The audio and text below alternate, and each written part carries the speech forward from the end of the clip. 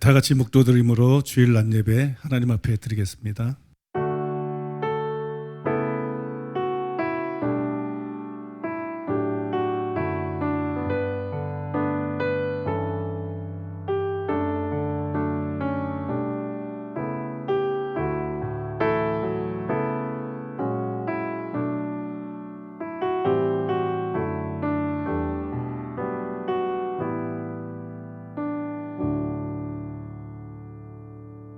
여호와께 감사하라. 그는 선하시며 그 인자하심이 영원하미로다.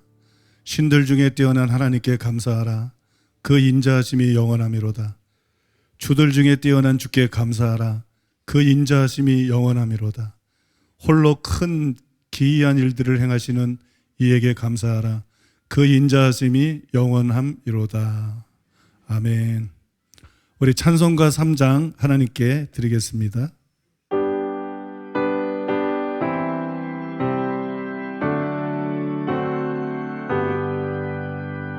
성부 성자와 성령 찬송과 영광 돌려보내세.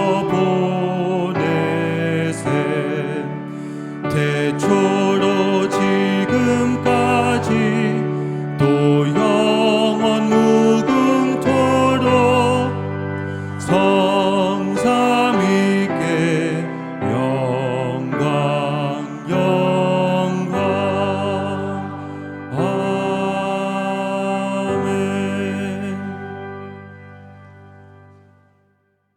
사도신경으로 신앙 고백 드리겠습니다. 전능하사 천지를 만드신 하나님 아버지를 내가 믿사오며 그 외아들 우리 주 예수 그리스도를 믿사오니 이는 성령으로 잉태하사 동정녀 마리아에게 나시고 본디오 빌라도에게 고난을 받으사 십자가에 못 박혀 죽으시고 장사한 지 사흘 만에 죽은 자 가운데서 다시 살아나시며 하늘에 오르사 전능하신 하나님 우편에 앉아 계시다가 저희로서 산자와 죽은 자를 심판하러 오시리라. 성령을 믿사오며 거룩한 공예와 성도가 서로 교통하는 것과 죄를 사하여 주시는 것과 몸이 다시 사는 것과 영원히 사는 것을 믿사옵나이다. 아멘. 찬송가 298장 하나님께 드리겠습니다.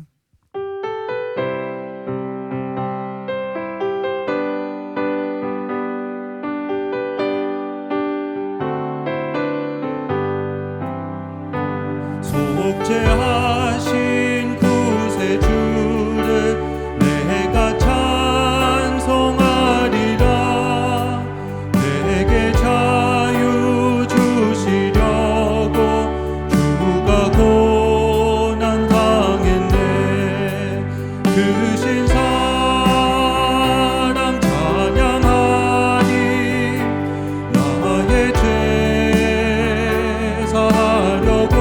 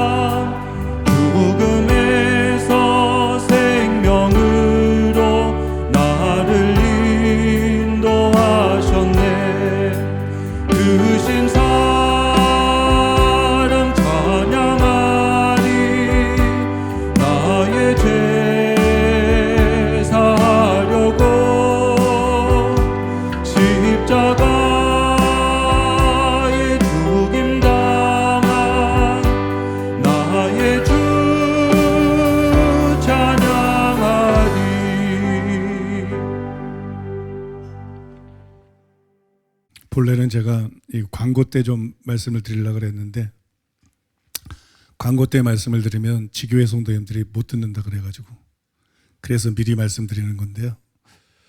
지난주 수요일 날 제가 게시물을 하나 올렸습니다. 할렐루야. 예정에 대한 연구 과정 중 성령이 주시는 깨달음이 너무나 경이롭습니다. 제가 가끔 올리는 게시물인데 올렸어요.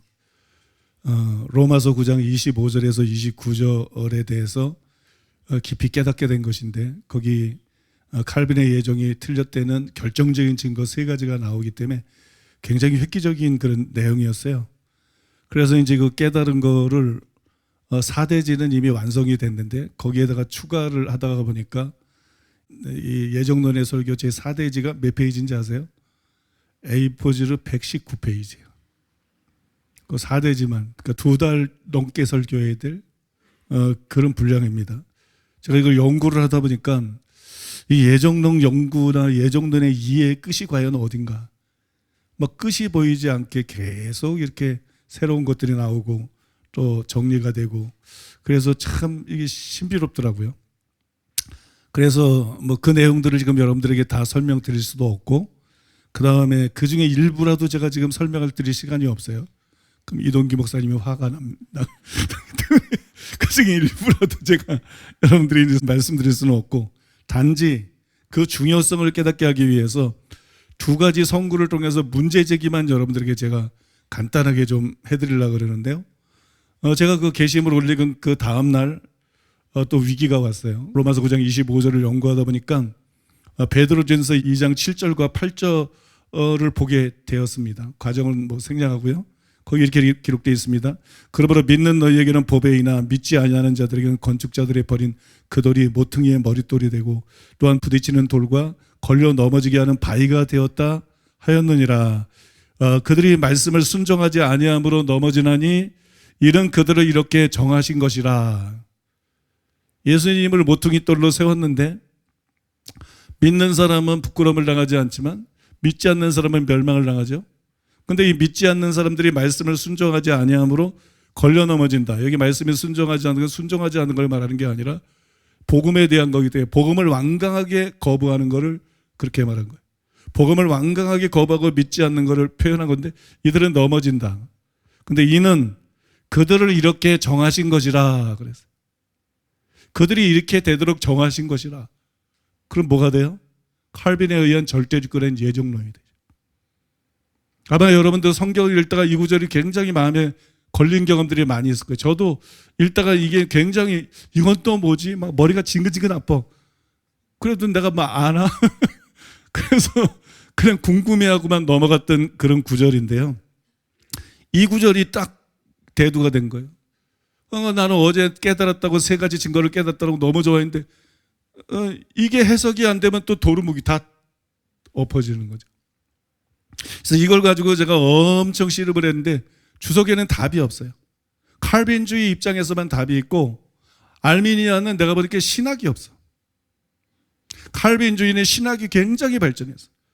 이 알미니안 계통은 신학이 없어. 내가 볼 때는 뛰어난 신학자도 없고 이런 해석들이 제대로 없어요. 주석에는 답이 없어요. 우리 쪽의 신학자들이 몇 개를 해놨는데 다 어설퍼. 이상하게 알미니아는 어설퍼. 그래서 그게 허점이 많고 진짜 답이 될 수가 없어요. 그래서 이 문제를 가지고 얼마나 씨름을 했는지 몰라요. 아무튼 내가 기억 못하겠습니다만 밤 10시 반 11시까지 이 문제를 가지고 계속 그렇죠. 25절을 연구하려고 하면 호세아서를 가져온 거기 때문에 호세아서를 연구를 해야 되는데 호세아서에서 여러 구절을 연구해야 되는데 마지막 구절 연구하고 집에 가려고 그러는데 이게 터진 거예요. 그래서 밤 10시 반 11시가 되도록 엄청 이걸 가지고 씨름하고 연구를 했어요. 근데 이게 여러분 주석도 없고 나도 평소 수십 년 동안 궁금했던 것이고 이게 답이 나오겠어요? 근데 하나님은 희한하시다. 제가 그거를 묵상하고 연구하다가 한계에 부딪혀서 성령님 저는 도저히 알 수가 없습니다. 성령님 가르쳐 주세요. 성령님 도와주세요. 성령님 이게 무슨 뜻인지 알 수 있게 해주세요. 속으로 기도했어요. 허데니하고 그때 얘기를 하고 있었는데 속으로 기도를 했어요. 그러니까 깨달아지더라고요. 이게 무슨 뜻인지, 왜 이렇게 말했는지. 근데 왜 이것이 칼빈이 말하는 절대주권엔 예정을 말한 게 아닌지. 이런 뜻이다 저런 뜻이다 아무 소용 없어요. 이 성경의 문맥을 통해서 그게 딱 증명이 돼야 돼요. 그게 되더라고요. 그러니까 이게 완전히 기적 같은 일이에요. 완전히 기적 같은 일이 하나님의 은혜로 그렇게 펼쳐지는 거. 또 어젯밤에는요, 저녁 때 이제 이동기 목사님 설교 오늘 했으니까 식사나 같이 하자 그래서 저녁 식사를 같이 했어요. 그다음에 이제 로마서 11장 5절에서 7절이에요. 그런즉 이와 같이 지금도 은혜로 택하심을 따라 남은 자가 있느니라. 만일 은혜로 된 것이면 행위로 말미암지 않으니 그렇지 않으면 은혜가 되지 못하느니라. 선택은 은혜다. 구원도 은혜다. 행위로 되는 게 아니다. 행위로 되는 거면 은혜가 은혜되지를 못한다. 근데 그 다음에 뭐라고 나와요? 7절이 문제인데요. 그런즉 어쩌하냐. 이스라엘이 구하는 그것을 얻지 못하고, 이스라엘은 행위를 의지했거든요. 로마서 9장 30절에 33절에 분명히 나타나 있는데, 이스라엘은 행위를 의지했는데 이스라엘은 구하는 것을 얻지 못하고 오직 믿는 자가 얻었느니라. 그들의 행위를 의지했으니까 안 되니까 믿는 자가 얻었느니라. 이래 이게 예지의 정론이 되는 거거든. 근데 오직 택하심을 받은 자가 얻었다 이래. 그러니까 이게 절대주권에 의한 예정이 되는 거야. 칼빈 주의자들은 봐라, 여기 믿음이 안 나오고 택하심을 얻었다고 나오지 않느냐. 그러니까 이게 절대주권에 의한 예정이다.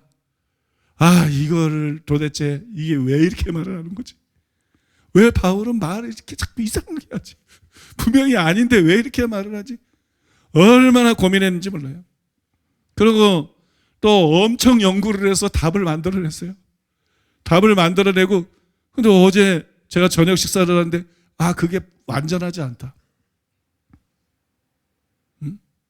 말은 되는데 문맥상 굉장히 이렇게 자연스럽지가 않다. 이 바울이 이렇게 말했다는 게 이해가 되고 나면, 이해되기 전에는 이상해도 이해가 되고 난 다음에 그런 뜻이 아니더라도 이게 자연스럽게 물어들이시 이해가 돼. 그 진짜 해석인데, 그래야 그게 진짜 바울이 말하고자 하는 것인데 그게 안 된다. 그래서 밥 먹고 나서 이제 고민을 하는 거예요. 저녁 때 밥 먹고 나서 막 고민을 하는 거예요. 저는 이렇게 성경 어떤 난해구들도 이게 해석될 듯 하면 오는 어떤 영적인 느낌이나 감각 같은 게 있거든.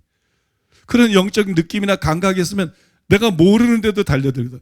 하나님께서 깨닫게 하시는 거예요. 근데도 그런 감각이 느껴져서 이게 물론 주석에 답이 없어요. 칼빈주의 답만 없지 전혀 없어요. 물론 주석은 다 읽었고.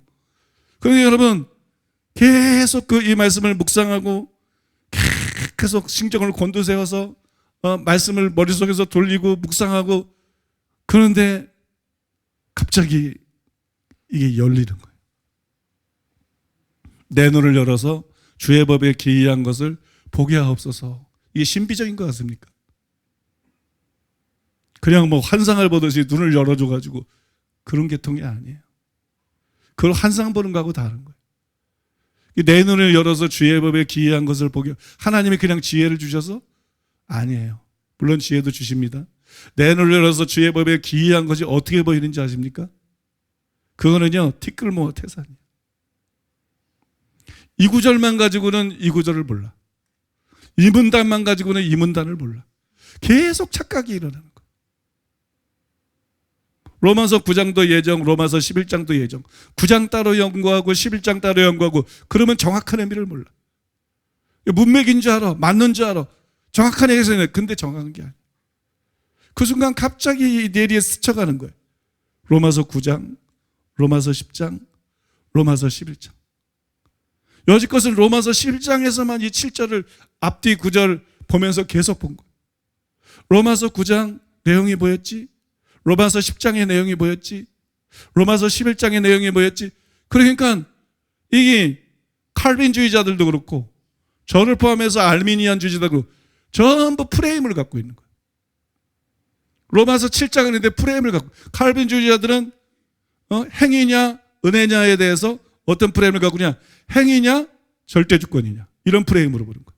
그러니까 이게 절대주권의 예정으로 보니까 우리는 행위냐 은혜냐, 은혜로 받은 구원이다, 행위로 된 게 아니다, 선택이다. 그럼 행위냐 은혜냐라고 했다가 행위냐 믿음이냐는 프레임으로 보는 거예요. 그런데 믿음이 들어갈 자리에 택한 자가 딱 들어가 버리니까 멘붕이 돼버리는 거예요. 거기서 완전히 그냥 당황하게 되는 거예요. 이 프레임이 잘못된 것이다.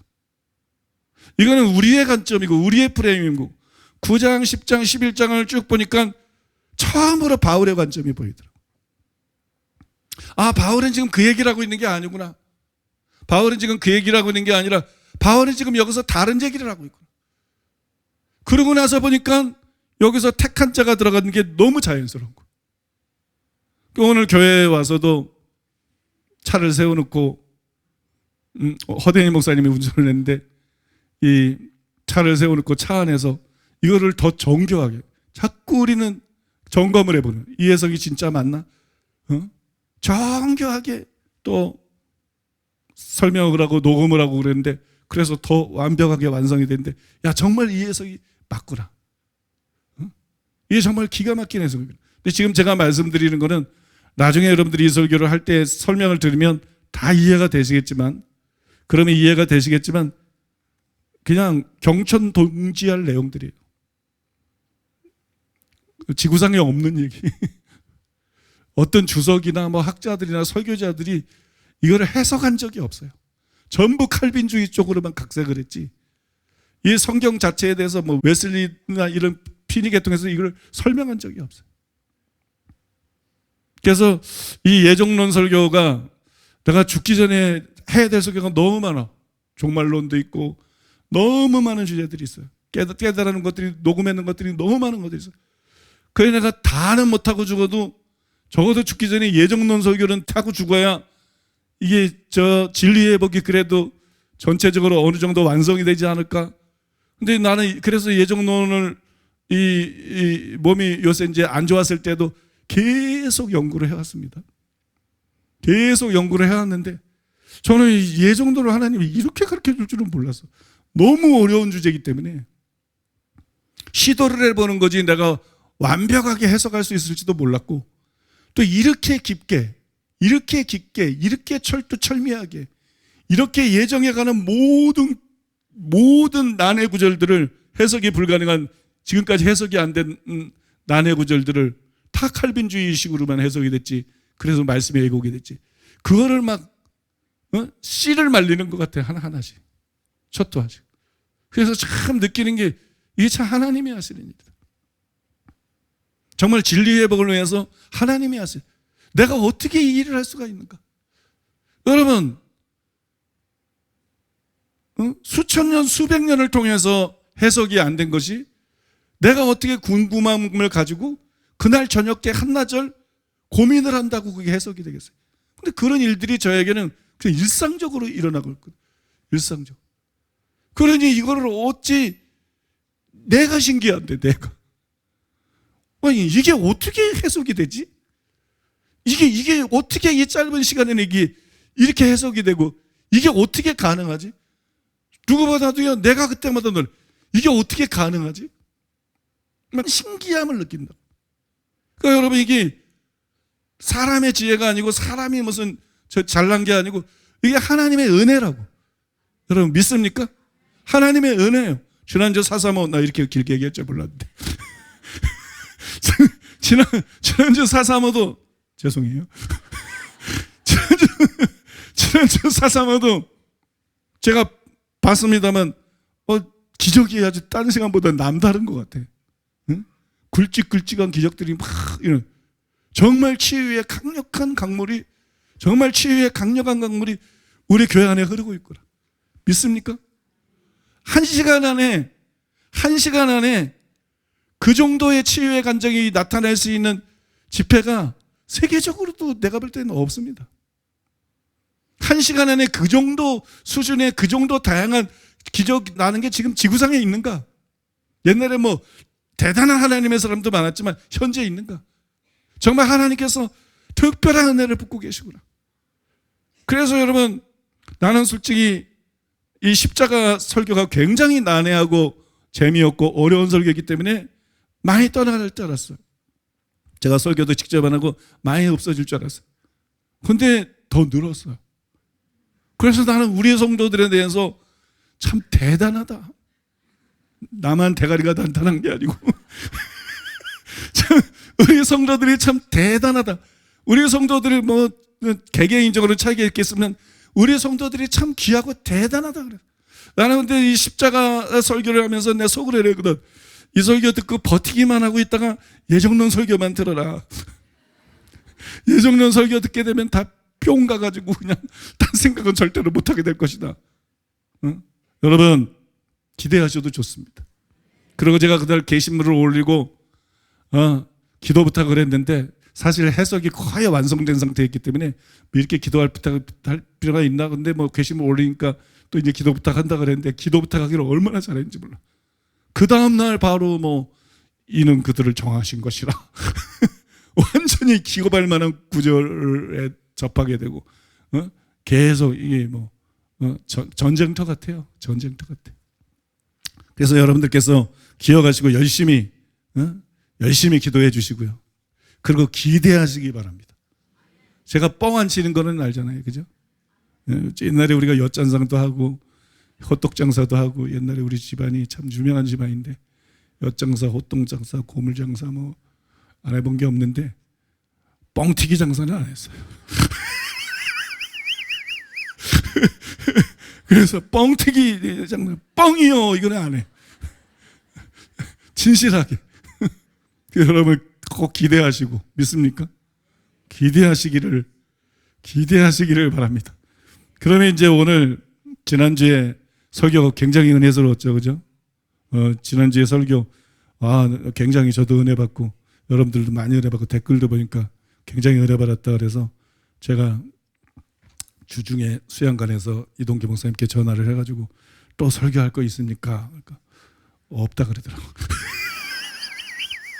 그래가지고 그래도 또 설교할 거 있으면 언제라도 전화를 주세요. 그랬더니 하나 찾았다 그러더라고. 그래서 여러분 지난주에 설교 굉장히 은혜 받았기 때문에 지금 제가 설교를 왜 제 설교를 대리를 안 시키나? 제가 생각보다 빨리 재개를 할 수 있기 때문에 제가 직접 하려고 안 하는 거거든요.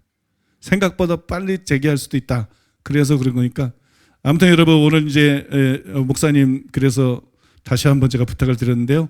이제 본문 보겠습니다. 고린도후서 6장 1절에서 10절. 예, 고린도후서 6장 1절에서 10절. 예, 제가 한 절 여러분이 한 절 교독하겠습니다. 우리가 하나님과 함께 일하는 자로서 너희를 권하노니 하나님의 은혜를 헛되이 받지 말라.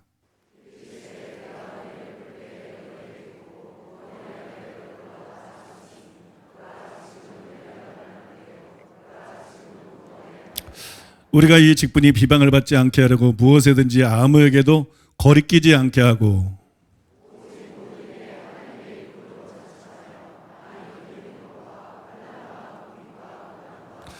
매맞음과 갇힘과 난동과 수고로움과 자지 못함과 먹지 못한 가운데서도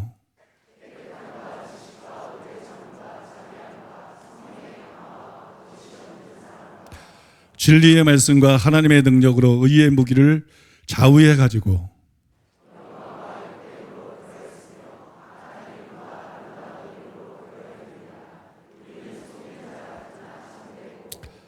무명한 자 같으나 유명한 자요 죽은 자 같으나 보라 우리가 살아있고 징계를 받는 자 같으나 죽임을 당하지 아니하고 함께 읽겠습니다.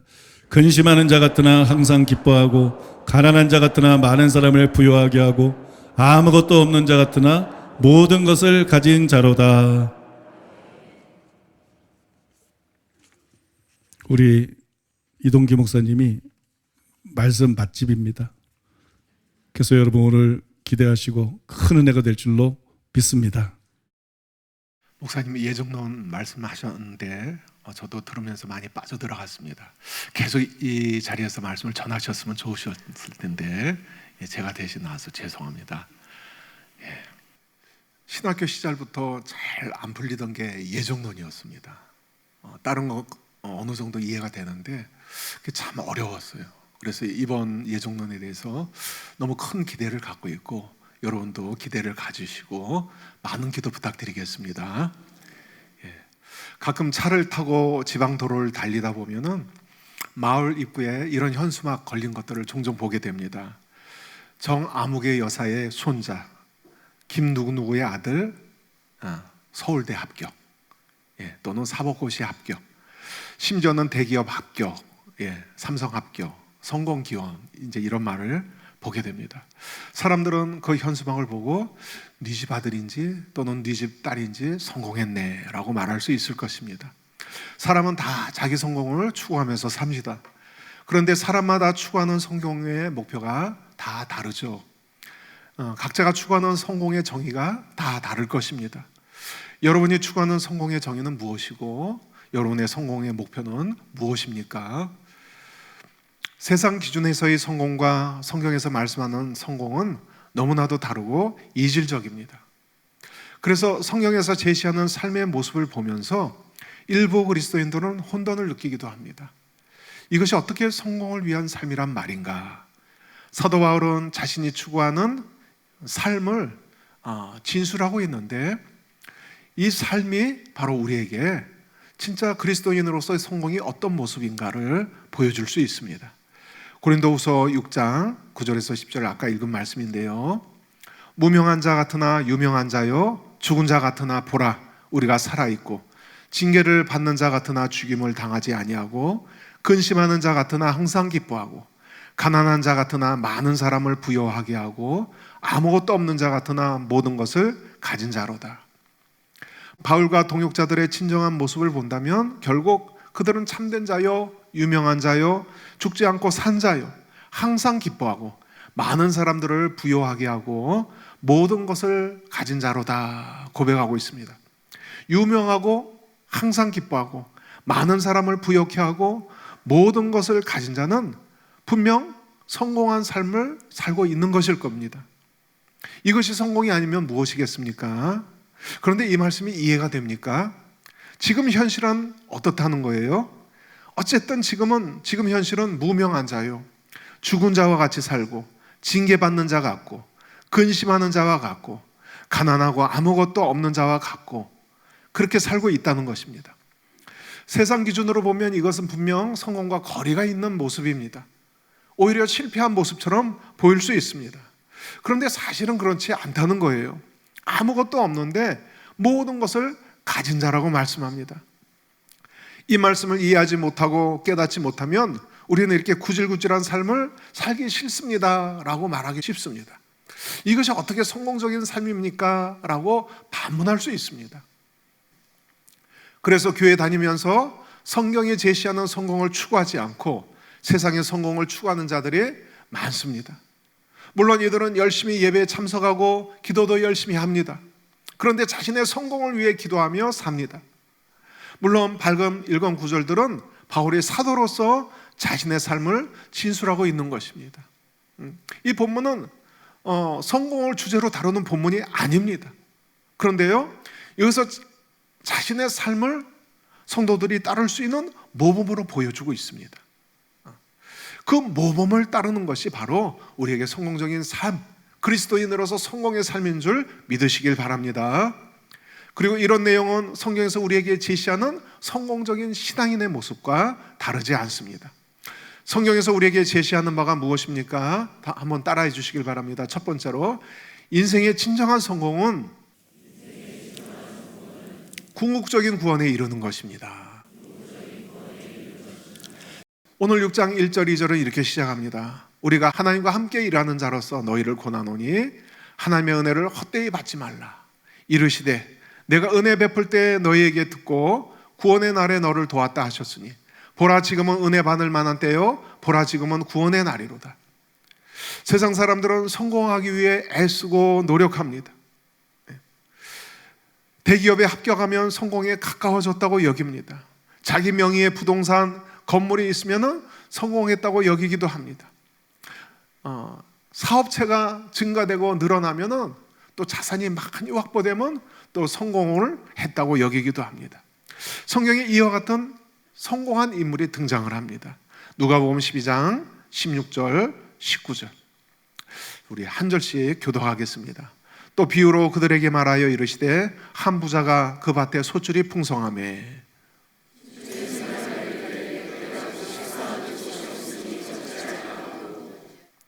또 이르되 내가 이렇게 하리라 내 곡간을 헐고 더 크게 짓고 내 모든 곡식한 물건을 거기 쌓아두리라.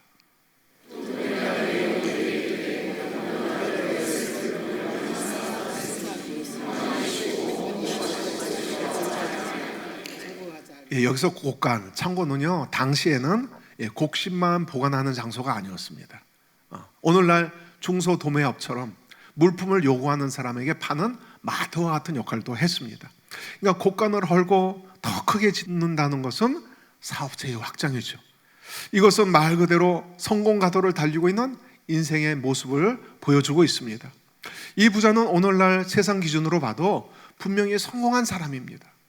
그러나 하나님의 평가는 달라요. 하나님의 평가는 그가 실패한 인생이라고 말씀합니다. 왜 그렇습니까? 오늘 19절 이하 20절부터 보면은 하나님이 이르시되 어리석은 자여 오늘 밤에 내 영혼을 도로 찾으리니 그러면 내 준비한 것이 누구의 것이 되겠느냐 하셨으니 자기를 위하여 재물을 쌓아두고 하나님께 대하여 부여하지 못한 자가 이와 같으니라. 이 부자는 인생이 유한하다는 것을 망각하고 있었습니다. 무엇보다 우리 인생을 만드신 하나님을 잊고 있었습니다. 우리 인생을 다 마치고 심판이 있다는 것을 잊고 있었습니다. 진짜 성공이 무엇입니까? 여러분, 진정한 성공은 하나님의 심판대에서 드러나는 것입니다. 하나님 앞에 섰을 때 인정을 받지 못한다면 그가 아무리 세상에서 성공했어도 그는 분명 실패한 인생입니다. 하나님의 심판이 그 결과를 보여주는 것입니다. 따라서 우리 성공 기준이 바뀌어야 할 줄로 믿습니다. 성공 기준이 바뀌어야 우리도 살 수 있고 그 기준이 바뀌어야 진짜 성공하는 삶을 살 수 있기 때문입니다. 그리스도인이면서 세상의 성공을 추구하는 자들이 많습니다. 어떤 신자들은 성공한 친구나 성공한 친척을 바라보면서 부러워합니다. 반면에 자신의 초라한 현실에 낙담합니다. 낙심합니다. 그래서 자신도 그런 성공을 동경합니다. 그래서 성경이 제시하는 진정한 성공이 무엇인지 놓치게 되는 거예요. 그리고 하나님이 우리에게 주신 하나님 자녀라는 놀라운 정체성을 망각하게 됩니다. 그리고 그리스도 안에서 우리에게 얼마나 놀랍고 영광스러운 기업이 약속되었는지 간과하게 됩니다. 왜요? 세상의 성공을 부러워하다가 그것이 동경이 되고 그것이 어느새 내 안에 자리 잡게 됩니다. 그래서 그리스도인인데도 세상을 동경하고 추구하게 됩니다. 따라서 우리는 우리 마음 안에서 진짜 동경하고 갈망하고 추구하는 성공의 기준이 바뀌어야 됩니다. 그래야 하나님 뜻대로 살 수 있고 마지막 심판대에서 성공한 인생으로 인정받을 수 있습니다. 얼마 전에 간증 방송을 보았는데요, 그날 출연한 게스트는 최근에 목회자와 결혼한 20대 후반의 아주 젊은 사모님이었습니다. 이분은 강남에서 헬스 트레이너 바디 프로필 사업체를 운영하면서 한 달 수입이 1,000만 원씩 하는 분이었습니다. 강남 회원들에게 제일 인기 있는 강사였고 20대 청년의 때를 풍족하게 즐기면서 살고 있었습니다. 이분은 사람들을 만나도 아무나 만나지 않고 성공한 셀럽들만 만났고요, 투자에 관련된 서적들을 탐독하면서 세상적인 성공을 추구하던 사람이었다라고 말합니다. 그런데 어느 날부터 그 심령 안에 말씀이 들어가기 시작했어요. 하나님 뜻대로 사는 삶을 사모하게 되었습니다. 어느 날 이런 갈망을 하나님께 아뢰는 기도를 하는데 기도와 동시에 환상이 열리면서 자신의 인생이 순식간에 이 젊었을 때부터 초고속으로 화면이 진행되면서 늙어가는 모습이 막 지나가게 됐고요, 삶의 끝자락에서 늙은 모습으로 숨을 거두는 장면을 보았습니다. 그때 하나님이 나타나시면서 환상이 끝났는데 그것은 결국 죽은 후에 하나님의 심판대 앞에 서게 될 것을 의미하는 것이었습니다. 이 사모님은 이 환상을 보고 계시적인 깨달음을 얻었는데 그것은 지금 20대 후반으로 죽음을 생각하기에는 아직 이른 나이인데도 불구하고 인생이 이런 거구나, 이처럼 쏜살같이 지나가고 금방 죽게 되는 것이구나, 그 다음 하나님의 심판대 앞에 서는 것이구나 라면서 이 깨달음을 얻은 후에 자신이 여태껏 추구하던 세상적인 성공의 의미가 다 없어졌대요. 도대체 이게 무슨 의미란 말인가? 그 죽음 앞에서 도대체 이게 무슨 의미란 말인가? 이때부터 이분의 성공 기준이 완전히 바뀌었다고 고백합니다. 그때부터 자신의 성공은 하나님 앞에 섰을 때 인정받는 것으로 바뀐 것입니다. 하나님 앞에 섰을 때 잘했다, 착하고 충성된 자여라고 인정받는 것이 삶의 목표가 된 것입니다. 여러분, 이것이 진짜 성공인 줄 믿으시길 바랍니다. 이 사모님은 죽음 앞에서 자기가 추구하던 세상적 성공이 부질없다는 것을 깨달았습니다. 이러한 계시적 깨달음을 간절히 구하시길 바랍니다. 자기 인생을 통찰할 수 있는 이런 지혜를 달라고 우리는 기도해야 됩니다. 모세도 이러한 지혜를 달라고 기도했습니다. 시편 90편 10절부터 우리의 연수가 70이여 강건하면 80이라도 그 연수의 자랑은 수고와 슬픔뿐이요 신속히 가니 우리가 날아가나이다. 그러면서 뭐라고 간구합니까? 12절에 우리에게 우리의 날 계수함을 가르치사 지혜로운 마음을 얻게 하소서. 이 기도 제목이 우리의 기도 제목이 되길 바랍니다. 하나님, 지혜가 필요합니다. 우리 현실이 너무 폭복하고 힘들 때 너무 시선을 잘 뺏겨요. 그리고 우리가 가진 주님 안에서 주어진 영광스러운 정체성을 자꾸 잊어버립니다. 썩어가는 것들, 잠시 있다 없어지는 것과 비교할 수 없는 영원한 기업과 그런 정체성이 우리에 있는데, 이 놀라운 것이 얼마나 엄청난 것인가를 자꾸 잠깐 있다 사라지는 저것들 때문에 빼앗겨버린다는 거예요. 그걸 동경하게 돼요, 오히려. 그리고 이것을 간과하게 됩니다. 우리가 다 아는 것 같아도 안 그래요. 왜요? 삶에서 낙심합니다. 절망합니다. 세상 사람들의 성공을 동경합니다. 저치는 저렇게 사는데 나는 왜 이 모양 이 꼴인가? 너무 낙심해요. 그래서 이런 모세의 기도가 우리에게도 필요한 거예요. 여러분, 이 일대지 인생의 진정한 성공은 궁극적인 구원에 이르는 것이라는 사실에 동의가 되십니까? 그런데요, 사실 이 일대지의 이 말이 이 땅의 많은 신자들에게 진지하고 심각하게 여겨지지 않습니다. 이것은 오늘날 많은 그리스도인들의 문제이기도 합니다. 왜 그렇습니까? 자기는 이미 구원받았다고 믿기 때문입니다. 안전하다고 믿기 때문입니다. 그래서 우리의 성공이 궁극적인 구원에 이르는 것이라는 사실을 심각하게 받아들이지 않습니다. 자기 욕망을 따라 세상 성공의 목적이 된 삶을 추구하면서도 자기는 구원에 있어서 안전하다고 여깁니다. 그러나 이것은 아주 위험한 착각입니다. 사도 바울은 이러한 착각에 대해서 오늘 본문에 경고하고 있습니다. 우리가 일대지를 시작할 때 읽은 본문 말씀인데 다시 한번 보겠습니다. 함께 읽겠습니다. 1절 시작.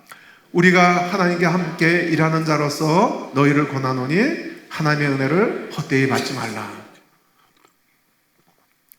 고린도 교회의 신자들은 이미 복음을 듣고 구원 안에 들어온 자들이었습니다. 그러나 사도 바울은 그들이 받은 구원의 은혜를 그들 자신이 헛되게 할 수 있다고 경고하고 있습니다. 이것이 무슨 의미입니까? 그들이 받은 구원을 상실할 수 있다는 것입니다.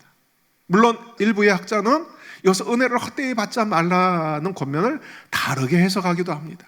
데인 오틀런드는 이 구절을 이렇게 설명합니다. 하나님의 은혜를 헛되이 받는다는 것은 신자가 되지 못하는 게 아니라 신자가 되지만 그 선물과 은혜의 일꾼이 되지 못하는 것이다. 바울은 고린도 교인들이 그들의 삶을 통해 복음의 매력을 풍기기를 원한다. 이 학자는 단순히 은혜의 일꾼이 되지 않는 것을 은혜를 헛되이 받는 것이라고 해석합니다. 그러나 이것은 교리적 전제에 꿰맞춘 잘못된 해석입니다. 하나님의 은혜를 헛되이 받지 말라 하는 권면에서 하나님의 은혜가 이 문맥에서 무엇을 의미할까? 첫째로요, 1절 다음 2절에 한국어 성경에는 생략되어 있지만은 왜냐하면이라는 접속사로 시작해서 1절에 하나님의 은혜를 헛되이 받지 말라는 권면의 이유를 설명하고 있습니다. 그래서 우리는 1절, 2절을 따로 떼놓으면 안 되고요, 같이 읽어야 됩니다. 같이 연결해서 제가 한번 읽어보겠습니다. 여기서 은혜를 헛되이 받지 말라 할 때 2절에서 어떻게 설명하는지 한번 보세요. 우리가 하나님과 함께 일하는 자로서 너희를 권하노니 하나님의 은혜를 헛되이 받지 말라. 왜냐하면 이르시되 내가 은혜 베풀 때에 너희에게 듣고 구원의 날에 너희를 도왔다 하셨으니 보라, 지금은 은혜 받을 만한 때요. 이 은혜가 다음에 어떻게 표현됩니까? 보라, 지금은 어떤 날이라고요? 구원의 날이로다. 그러니까 여기서 은혜가 뭐예요? 구원의 은혜를 말하는 거예요. 2절이 왜냐하면 하면서 은혜를 헛되이 받지 말라는 이유를 2절에서 이렇게 설명하는 거예요. 지금은 구원만을 받을 때입니다. 은혜의 날입니다 라고 설명하는 거예요. 둘째로 1절에 권하다 하는 동사는 바로 앞단락 5장 마지막 단락에서 이미 시작된 권면의 반복입니다. 5장 20절도요. 그러므로 우리가 그리스도를 대신하여 사신이 되어 하나님이 우리를 통하여 너희를 권면하시는 것 같이 그리스도를 대신하여 간청하노니 너희는 하나님과 화목하라. 여기서 권면하시는 것 같이 6장 1절에 너희를 권하노니 하나님의 은혜를 헛되이 받지 말라 할 때 너희를 권하노니 그 동사와 같은 단어예요. 이미 앞에서 이 키워드 권면한다 하는 동사로 내용을 이어져 오고 있는 거예요. 새로운 걸 말하는 게 아니라. 근데 앞에서 성도는 그리스도의 속죄를 통해서 이미 하나님과 화목하게 된 자들입니다. 그런데 왜 여기서 이미 믿는 성도들에게 하나님과 또 화목하라고 권하고 있습니까? 그들이 받은 구원의 상태는 언제든지 깨질 수 있기 때문입니다. 하나님의 은혜를 헛되이 받지 말라 하는 권면은 이처럼 하나님과 화목하라 하는 앞의 권면과 연결돼서 이어지고 있는 거예요. 다시 말해서 바울은 하나님의 은혜를 헛되이 받지 말라 하는 권면의 또 다른 표현으로 너희는 하나님과 화목하라 권면합니다. 복음에 합당한 삶을 살지 않는다면 하나님과의 화해의 관계를 멸시하는 것입니다. 결국 그것은 화해의 관계를 파괴하는 거예요. 그래서 우리에게 진정한 회개가 요구됩니다. 이 구절에 관해 데이비드 갈란드는 인간은 화해를 시작할 수 없고 단지 회개와 죄의 고백을 통해서만 반응할 수 있다 설명합니다. 이 화해는 인간이 만들 수 있는 게 아닙니다. 하나님이 만드신 것입니다. 어떻게 해요? 예수님의 희생을 통해서. 그래서 5장 21절은 이 화해의 관계를 만들기 위해 하나님의 치르신 대가를 이렇게 설명합니다. 그러므로 우리가 그리스도를 대신하여 사신이 되어 하나님이 우리를 통하여 너희를 권면하시는 것 같이 그리스도를 대신하여 간청하노니. 앞에서 권면한다 해놓고 뒤에서 또 간청한다 하는 거예요. 강조법이에요. 너희를 권면한다. 근데 또다시 간청한다. 그 간청의 내용이 뭐예요? 너희는 하나님과 화목하라 하는 거예요. 그런데 이 화목의 관계를 위해서 하나님이 어떤 대가를 지불하셨는지 다음 구절에서 설명합니다. 하나님의 죄를 알지도 못하시는 이를 우리를 대신하여 죄로 삼으신 것은 우리로 하여금 그 안에서 하나님의 의가 되게 하려 하심이라. 우리는 우리 죄로 말미암아 원래 하나님과 원수된 자들이었습니다. 그런데 하나님은 우리와 화해의 관계를 만드시고자 아들 예수님을 속죄의 제물로 삼으셨습니다. 우리가 얻게 된 이 화해의 관계는 바로 예수님의 피값으로 얻은 것입니다. 그렇기 때문에 세상의 어떤 관계보다도 소중하고 귀중하게 우리가 지켜나가야 합니다. 여러분 필요 얻은 하나님과의 관계를 무엇보다도 소중하게 지키시길 바랍니다. 우리가 목숨을 걸고 지켜야 되는 거예요. 왜요? 예수님의 목숨값으로 우리에게 주어진 관계이기 때문에. 우리가 이 관계를 만들 수가 없었어요. 그런데 예수님이 당신의 목숨을 내놓음으로써 하나님과의 관계가 회복이 된 것입니다. 바로 이 화해의 관계는 영원한 심판 판결을 피하는 길입니다. 문맥을 확장시켜서 면밀하게 살펴보면 사실 5장 6장 문맥에서 이러한 바울의 권면은 하나님의 심판을 전제하고 있습니다. 5장 10절 11절 이는 우리가 다 반드시 그리스도의 심판대 앞에 나타나게 되어 각각 선악간에 그 몸으로 행한 것을 따라 받으려 함이라. 우리는 주의 두려우심을 알므로 사람들을 권면하거니와 이렇게 말합니다. 사도 바울이 이처럼 성도를 권면하는 근거가 무엇입니까?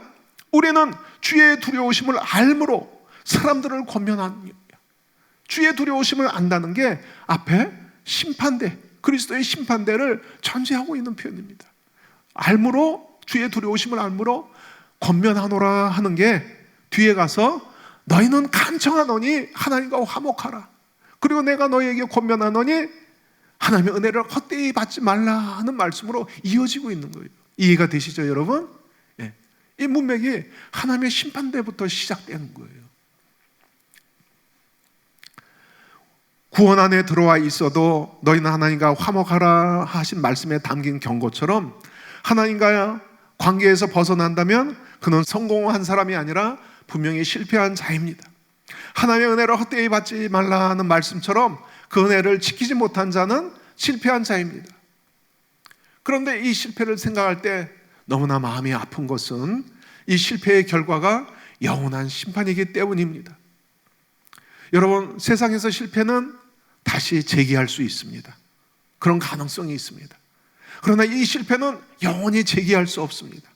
너무나 두렵고 비참한 영원한 심판으로 이어지기 때문입니다. 여러분, 세상의 성공이 진정한 성공이 아니듯이 세상의 실패는 진정한 실패가 아닙니다.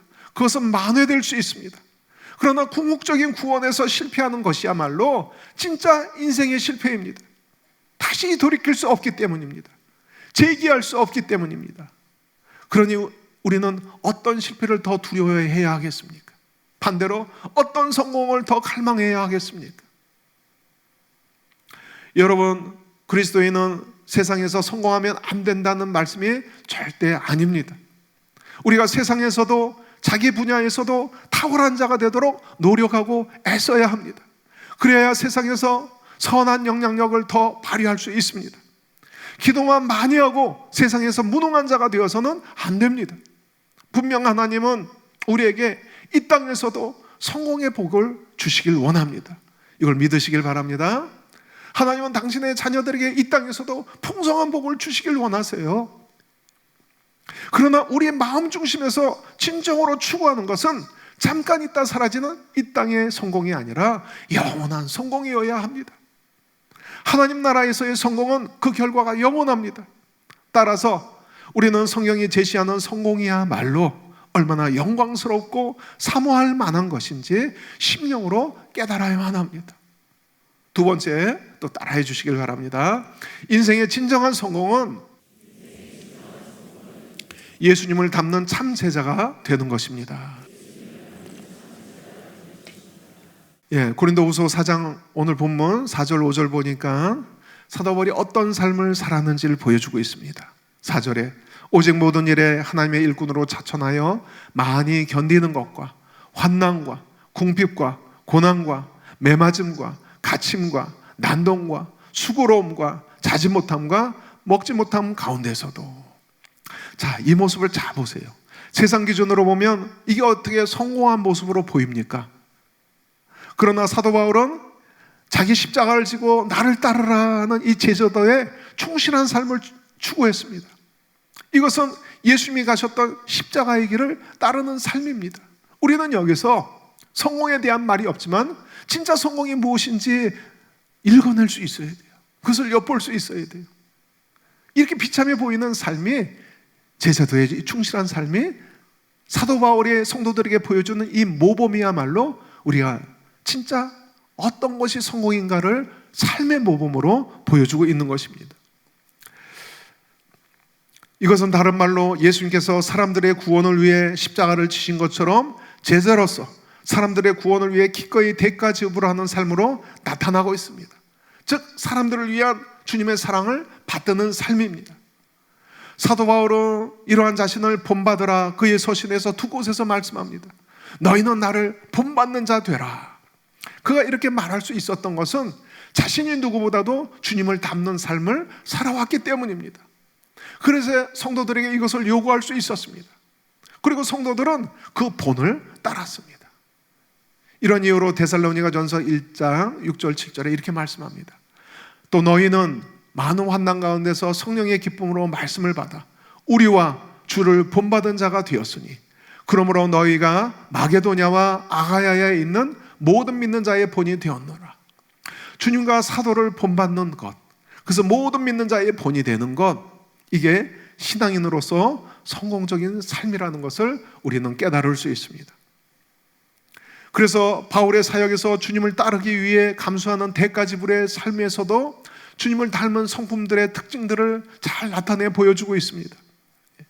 고린도후서 6장 5절 6절을 읽을 텐데요, 앞절 5절에서는 어떻게 십자가의 길을 충실히 갔는지, 뒷절에서는 그리스도인으로서 예수님의 성품을 닮은 그 면모를 우리가 읽어낼 수 있습니다.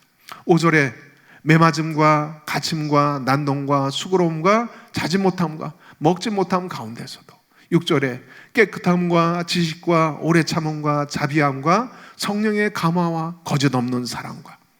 자, 이런 자비와 사랑은 주님의 핵심적인 성품입니다. 여러분, 궁극적인 구원에 이르는 것이 진짜 성공이라고 했는데, 이러한 구원을 다른 말로 표현한다면 하나님의 형상의 회복입니다. 구원은 단순히 죄사함만이 아니라 인간의 타락으로 상실했던 하나님의 형상과 성품을 회복하는 것입니다.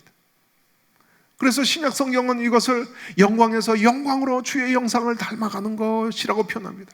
신적의 본성에 참여하는 것이라고 말합니다. 그래서 그런 하나님 아들들 삼는 것이 창세전에 우리를 선택하신 하나님의 목적이라고 말씀합니다.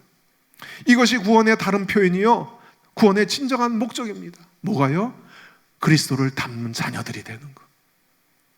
오래전에 대한민국의 교육제도를 꼬집은 칼럼을 읽은 적이 있습니다.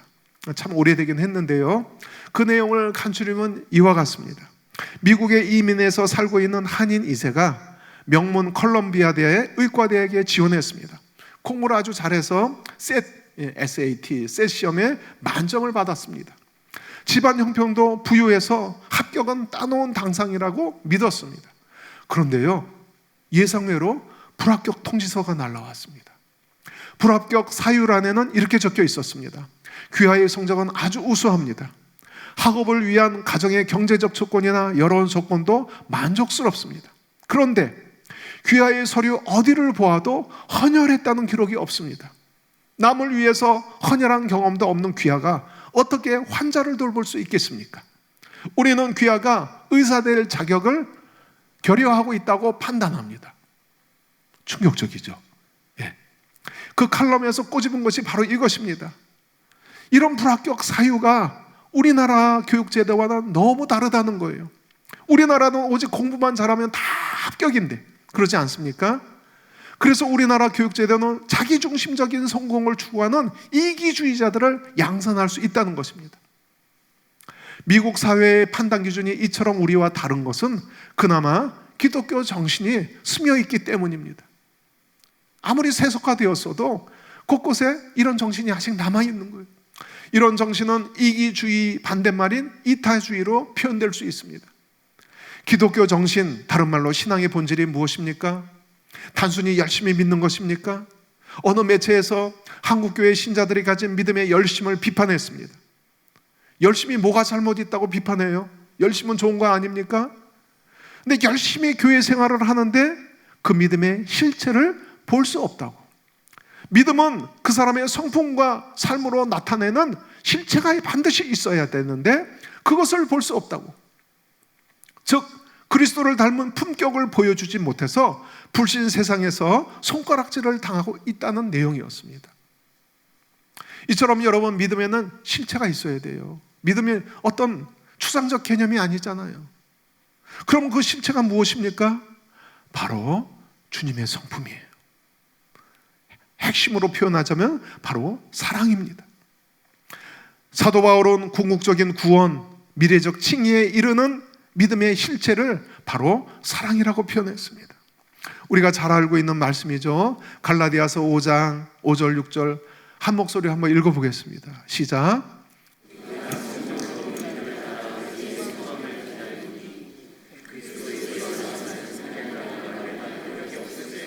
사랑으로서 역사하는 믿음뿐이니라. 예. 의의 소망을 기다린다는 게 뭐예요? 미래적 구원, 궁극적인 구원, 미래적 칭의를 그린다는 거예요. 근데 그걸 어떻게 기다린다는 거예요? 예. 믿음으로. 예. 미래적 구원도 믿음으로 봤는데 그 믿음의 실체가 뭡니까? 사랑으로 역사하는 믿음뿐이니라. 이처럼 구원에 이르는 진짜 믿음은 실체가 있다는 거예요. 근데 여기서 그게 사랑으로 표현되는 거예요. 여러분, 그 청년이 의대 합격을 확신했는데 불합격 통지서를 받은 것처럼 우리도 구원에 대한 합격을 기대했는데 불합격 통지서를 받을 수 있습니다. 3대째 기독교 가문에서 모태신앙으로 자랐고 헌금도 무척 많이 하고 성경 지식도 상당한 수준에 있을 수 있습니다. 전국 교단에서 개최하는 전국 성경 경시대회에서 만점을 받은 성적 우수자일 수 있습니다. 그래도 천국에서 불합격 통지서를 받을 수 있다는 거예요. 그 사유는 앞의 경우와 비슷합니다. 당신의 삶에서 남을 위해 희생한 거룩한 사랑의 모습이 보이지 않으므로 사랑과 공의로 이루어진 천국에는 당신이 합당치 않다고 판단했다. 기독교 출판사인 규장출판사 대표인 여진구 장로라는 분이 있습니다. 이분이 심근경색으로 분당 차병원 응급실에 생사를 오갈 때 간증입니다. 심장이 멈춰버린 거예요. 의료진이 달려들어서 심폐소생술을 계속 여러 차례, 한 번으로 안 되니까 여러 차례 시도하고 있는데 어느 순간 갑자기 주변이 조용해지고 통증도 더 이상 없어지고 무중력 상태에 있는 것처럼 느껴졌다고 합니다. 육신에서 영이 빠져나온 거예요. 그때 양편의 두 존재가 나타나 양팔을 붙잡고 어디로 가고 있었습니다. 그때 이분은 내가 하나님의 심판대로 가고 있구나 라고 생각해서 그 심판대에서 하나님이 질문하시면 대답할 말을 준비하기 위해서 구원에 관해 여태까지 성경 공부했던 것을 마음속으로 정리하고 있었습니다. 주님이 심판대에서 뭐라고 질문하실까? 그러면서 자신이 알고 있는 구원에 관련된 성경 구절들, 교회에서 성경 공부했던 것들을 총동원해서 모범 답안을 이제 준비하려고 하는 거예요. 그런데 아무래도 불안한 거예요. 뭘 질문하실지 모르는 거예요. 그래서 옆에 천사한테 물어봤다고 합니다. 하나님 심판대에서 뭘 질문하십니까? 할 때 그 천사가 대답하기를 내가 얼마나 사랑하다 왔냐? 네가 얼마나 사랑하다 왔냐? 이 질문을 하신다는 거예요. 이 질문 앞에 이 장로님은 잠시 기뻤다고 합니다. 왜냐하면 자신이 어려운 선교사님을 돕거나 교회에서 헌신한 것들이 기억났기 때문입니다. 근데 이 기쁨이 잠깐 오래가지 못했대요. 왜요? 곧 두려움이 몰려왔는데 그 이유가 그럼에도 불구하고 여전히 미워했던 사람이 있었고 사랑하지 못했던 것이 떠올랐다고 합니다. 그래서 점점 심판대로 가는 게 너무 두렵고 떨렸다고 간증하고 있습니다. 하나님 앞에 섰을 때 변명할 수 없고 직고해야 한다는 것을 알고 있었습니다. 그래서 간절하게 한 번만 더 기회를 달라고, 한 번만 내 삶에 기회를 더 달라고 계속 반복해서 간증하고 떼를 쓰고 있는데 심폐소생술이 성공해서 다시 자신의 육신으로 돌아오게 되었다. 이 체험 이후에 이분의 삶이 완전히 바뀌었습니다. 그 출판사 직원들에게 부당하게 화내고 미워했던 것에 대해서 하나하나 용서를 구했습니다. 직원들이 갑자기 그 출판사 대표가 와서 눈물로 막 사과하면 얼마나 당황스럽겠어요. 그런데요, 그 모습 속에서 회개의 영이 임했어요. 그러니까 직원들이 다 한 사람 한 사람 회개하기 시작했고 서로 용서를 구하면서 출판사의 부흥의 역사가 시작되었다고 간증합니다. 하나님의 임재가 조금만이 임했다고 간증합니다. 이때까지 이분은 네가 얼마나 사랑하다 왔냐 하는 하나님의 어미로운 질문에 대해서 이와 관련된 설교를 한 번도 들어본 적도 없었고 이와 같은 내용을 배워본 적도 없었다고 고백합니다. 우리 교회는 이와 관련된 교훈들을 가르쳐 왔고요. 우리 교회는 박존수 목사님의 사후 체험 간증, 네가 사랑하는 법을 배웠느냐에 대해서 많이 알고들 계십니다. 그런데 여러분, 우리가 여기서 경각심을 가져야 하는 것은 이게 한 사람만의 주관적인 간증이 아니라는 거예요. 그리스도인이라 하는데 이기적인 사람들이 있습니다. 자기 희생을 모르는 사람들이 있습니다. 자기에게 상처를 준 사람을 용서하지 못하고 다른 이와의 관계에서 사랑의 열매가 보이지 않는 자들이 있습니다. 물론 우리는 다 자기중심적인 존재들입니다. 그러나 예수님 닮기를 추구하는 자들이 되어야 합니다. 복음이 능력인 이유가 무엇입니까? 복음이 우리를 변화시키기 때문입니다. 죄에서 해방해서 구원에 합당한 존재로 변화시키는 능력이 복음에 있기 때문입니다. 이것은 이기적인 존재에서 다른 이를 사랑하는 이타적인 존재로 변화시키는 능력이기도 합니다. 여러분, 예수님 만나고 이런 변화를 경험하고 계십니까? 이런 경험이 여러분 가운데 있으신 줄 믿습니다. 지금도 예수님의 장성한 분량을 향해서 계속 성장하고 자라가고 계십니까? 다른 말로 믿음의 실체를 나타내는 성품이 있습니까? 내 가족들에게, 그리고 우리 교우들에게 나는 어떤 사람입니까? 여러분, 성경은 우리가 궁극적인 구원에 도달할 때 천국에서의 영광이 다 다르다고 말씀합니다. 고린도전서 15장 보니까 해의 영광이 다르고 달의 영광이 다르고 별의 영광이 다른데 별과 별의 영광도 다르도다라고 말합니다. 이 영광이 바로 천국에서 판단하는 근거가 되는데 얼마나 그리스도를 닮았냐로 결정될 것입니다. 가장 예수님을 닮은 자가 천국에서 가장 큰 영광을 가진 자가 될 것입니다. 여러분, 저는 이것이 인생의 진정한 성공이요, 가장 위대한 성공이라고 믿습니다. 뭐요? 예수님을 닮는 것. 이것이 가장 위대한 성공입니다. 따라서 우리는 성공 기준이 우리 안에서 바뀌어야 됩니다. 진정한 성공은 남들과 경쟁하면서 나를 위해서 그 무언가를 성취해내는 것이 아니라 다른 이를 사랑하기 위해 자신을 희생하며 헌신하는 것입니다. 그런 사랑의 희생과 수고가 천국의 영광을 추구하는 것입니다. 예수님의 영광스러운 형상을 내 안에 이뤄가는 과정이 되는 것입니다. 여러분, 사도 요한은 하나님에 대해서 이렇게 소개합니다. 단 한 줄로 이렇게 소개합니다. 하나님은 사랑이시라. 이 사랑, 주님의 인자하심과 자비는 하나님의 영광의 핵심적인 특징입니다. 그러므로 사랑을 통해 주님의 영광스러운 형상을 우리 안에 이루어가는 것, 이것이 진정한 성공이라고 믿으시길 바랍니다. 이런 이유로 사랑으로 행하지 않는 것은 천국에서 어떤 인정도 받을 수 없다는 것을 사도 바울이 이렇게 고백합니다. 유명한 구절인데요, 우리 같이 한번 읽어보겠습니다. 고린도전서 13장 1절에서 3절, 한 절씩 교독할까요? 제가 1절부터 읽겠습니다. 내가 사람의 방언과 천사의 말을 할지라도 사랑이 없으면 소리나는 구리와 울리는 꽹과리가 되고,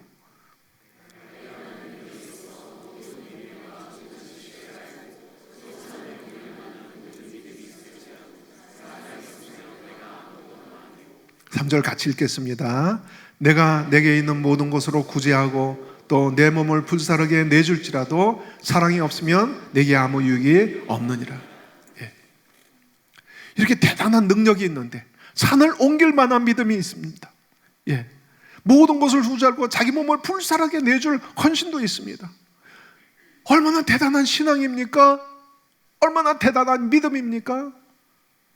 우리가 사람을 판단할 때 이런 사람이면 저 사람은 영적 거인이다 하지 않겠습니까? 저런 믿음, 산을 옮길 만한 믿음, 자신의 몸을 불사르게 내어주는 헌신, 신앙에 저 사람은 영적 거인이다 하지 않겠습니까? 근데 내가 아무것도 아니래요. 아무 유익도 없대요. 왜요? 천국에서는 사랑으로 행하는 것, 하나님의 본성, 사랑으로 행하는 것만 인정을 받을 수 있기 때문입니다. 그런데 사실 우리가 주님의 이런 형상을 담는 것에는 많은 어려움과 아픔이 있습니다. 내 자아가 깨지는 아픔이 있습니다. 하나님은 우리를 다루십니다. 그 영원한 영광에 참여시키기 위해서 우리를 다루세요. 그 과정에서, 그 연단의 과정에서 내 자존심이 깨지고 무너지는 과정이 있습니다. 나의 이기적인 뜻과 목적이 붕괴되는 혼돈의 과정이 있습니다. 그리고 다른 지체를 사랑으로 섬기면서 받는 상처들이 있습니다. 오해들이 있습니다. 근데 이게 나를 자라게 하는 거예요.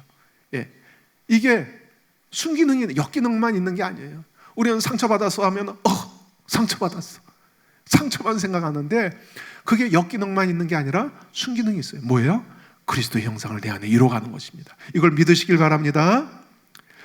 여러분, 교회 안에 모인 성도들이 성격이 다 달라요. 관점이 달라요.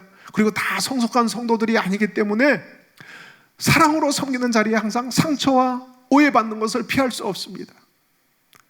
제가 너무나 18번처럼 자주 하는 성도님들에게 드리는 질문이 있습니다. 퀴즈예요. 이게 뭐게요? 대답해 보세요. 여러분, 이게 뭐게요? 대답이 다 달라요. 똑같은 것을 보고 있는데 대답이 달라요. 어떤 분은 손가락이에요. 어떤 분은 일이요. 어떤 분은 지붕이에요. 조금 유식한 척 하는 분은 arrow 그럽니다. 공기. 보세요.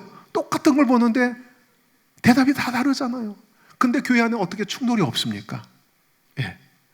최 권사님은 성정이 불같아요. 빨리 해야 돼요. 김 권사님은 느려요. 뭘 빨리 자꾸 그리요. 그래. 예. 천천히, 야. 예. 그러니까 교회 안에 어떻게 충돌이 없어요? 교회 안에서 충돌은 필연적인 거. 교회가 왜 그래? 왜 이렇게 충돌이 생겨? 아니, 교회가 그거 당연한 거예요. 다 다르기 때문에. 근데 교회가 다른 점이 뭡니까? 거기서 용서하는 법을 배우는 거예요. 사랑하는 법을 배우는 거예요. 내가 부대끼면서, 내 자존심이 깨지면서, 오해도 받으면서, 상처도 받으면서 용서하는 법을 배울 때, 사랑하는 법을 배울 때 내 안에 뭐가 새겨져요? 그리스도의 형상이 새겨지는 거예요. 예. 나 홀로 독야 청청하리라 하면서 혼자 산기도 다니면서, 기도 다니면서 성도님들과 이렇게 자꾸 가까이 안 하고 그런 사람들 고고한 것 같죠? 예. 아니에요. 그게 영적 성수가 아닙니다. 부대끼는 가운데서 용서하고, 예, 사랑하는 걸 배우는 게 진짜 영적인 고수임을 믿으시길 바랍니다. 그게 천국에서 영광을 이루는 거예요. 예. 그래서 그리스도의 형상이 상처 가운데서 내 안에 새겨지고 이루어지고 하면서 그게 천국에서 내 영광의 크기를, 그게 결정하는 것입니다. 그게 영적 거인이 되는 거예요.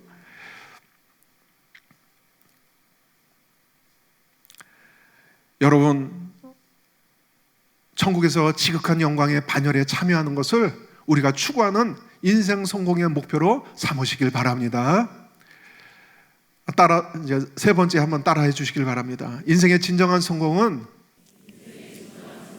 아버지의 뜻을 성취하는 것입니다. 6장 1절에 사도 바울이 우리가 하나님과 함께 일하는 자로서 너희를 권하노니, 예, 하나님과 함께 일하는 자로서 4절에는 유사한 표현으로 하나님의 일꾼이라고 부릅니다. 이 같은 용어에서 전적으로 바울이 하나님의 뜻에 따라 행하는 자임을 나타내고 있습니다. 물론 바울은 복음을 위해 부르심 받은 사도이기 때문에 이렇게 표현하는 것이 어찌 보면 당연할 수 있습니다. 그런데 이런 사도 바울의 모범은 우리 모두에게 적용되는 거예요. 주님의 뜻에 순복하는 거. 예. 많은 이들이 인생의 성공을 이루기 위한 자기 뜻이나 계획을 가지고 있습니다. 그리스도인들도 마찬가지입니다. 물론 신앙 양심을 가지고 선한 뜻과 계획을 세울 수 있습니다. 그러나 우리가 선한 동기에서 비롯되는 계획이라도 모두가 하나님 뜻이나 계획과 일치하는 것은 아닙니다. 더구나 선한 명분을 주장하지만 이것이 내 뜻을 이루기 위한 포장에 불과한 경우도 많습니다. 아무튼 그것이 아무리 선한 명분을 가지고 있어도 내 뜻을 이루는 것이 성공이 아닙니다. 내 뜻과 내 계획을 성취하는 것이 성공이 아닙니다.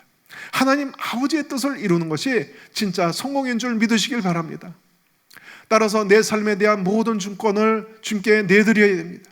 이것이 내 뜻과 내 계획, 내 시간표를 내려놓고 하나님 뜻을 따르는 거예요. 주님의 뜻을 이루기 위한 하나님의 계획, 하나님의 시간표를 받아들이는 거예요. 저도 청년회 때 저만의 하나님 뜻대로 살고픈 그 비전을 위해서 저만의 계획이 있었고 시간표가 있었어요. 다 깨지는 거예요. 예. 그러면서 하나님의 시간표대로 저를 이끌어가는 거예요. 처음에는 하나님 왜 그러세요? 주님 뜻대로 살려고 하는데 왜 그러세요? 하는데 지나놓고 나면 모든 게 하나님의 은혜예요. 인간의 낮은 생각보다 더 높은 차원에서 우리를 연단하시고 성숙으로 이끌어 가시는 것입니다. 여러분, 교회 역사에서 일어났던 위대한 부흥 운동들이 왜 그렇게 끝나고 소멸했습니까? 인간의 뜻이 개입되면 끝나는 것입니다. 자기 뜻이나 계획을 고집하면 하나님의 영광이 그것을 떠나는 것입니다. 물론 자기들만의 선한 명분들이 있었습니다. 그러나 하나님 보실 때 그것들은 불순종이었습니다. 하나님 앞에 자기 명분, 자기 뜻과 계획을 강요하면 안 됩니다. 그것을 다 내려놓고 우리는 완전히 하나님 앞에 항복해야 합니다.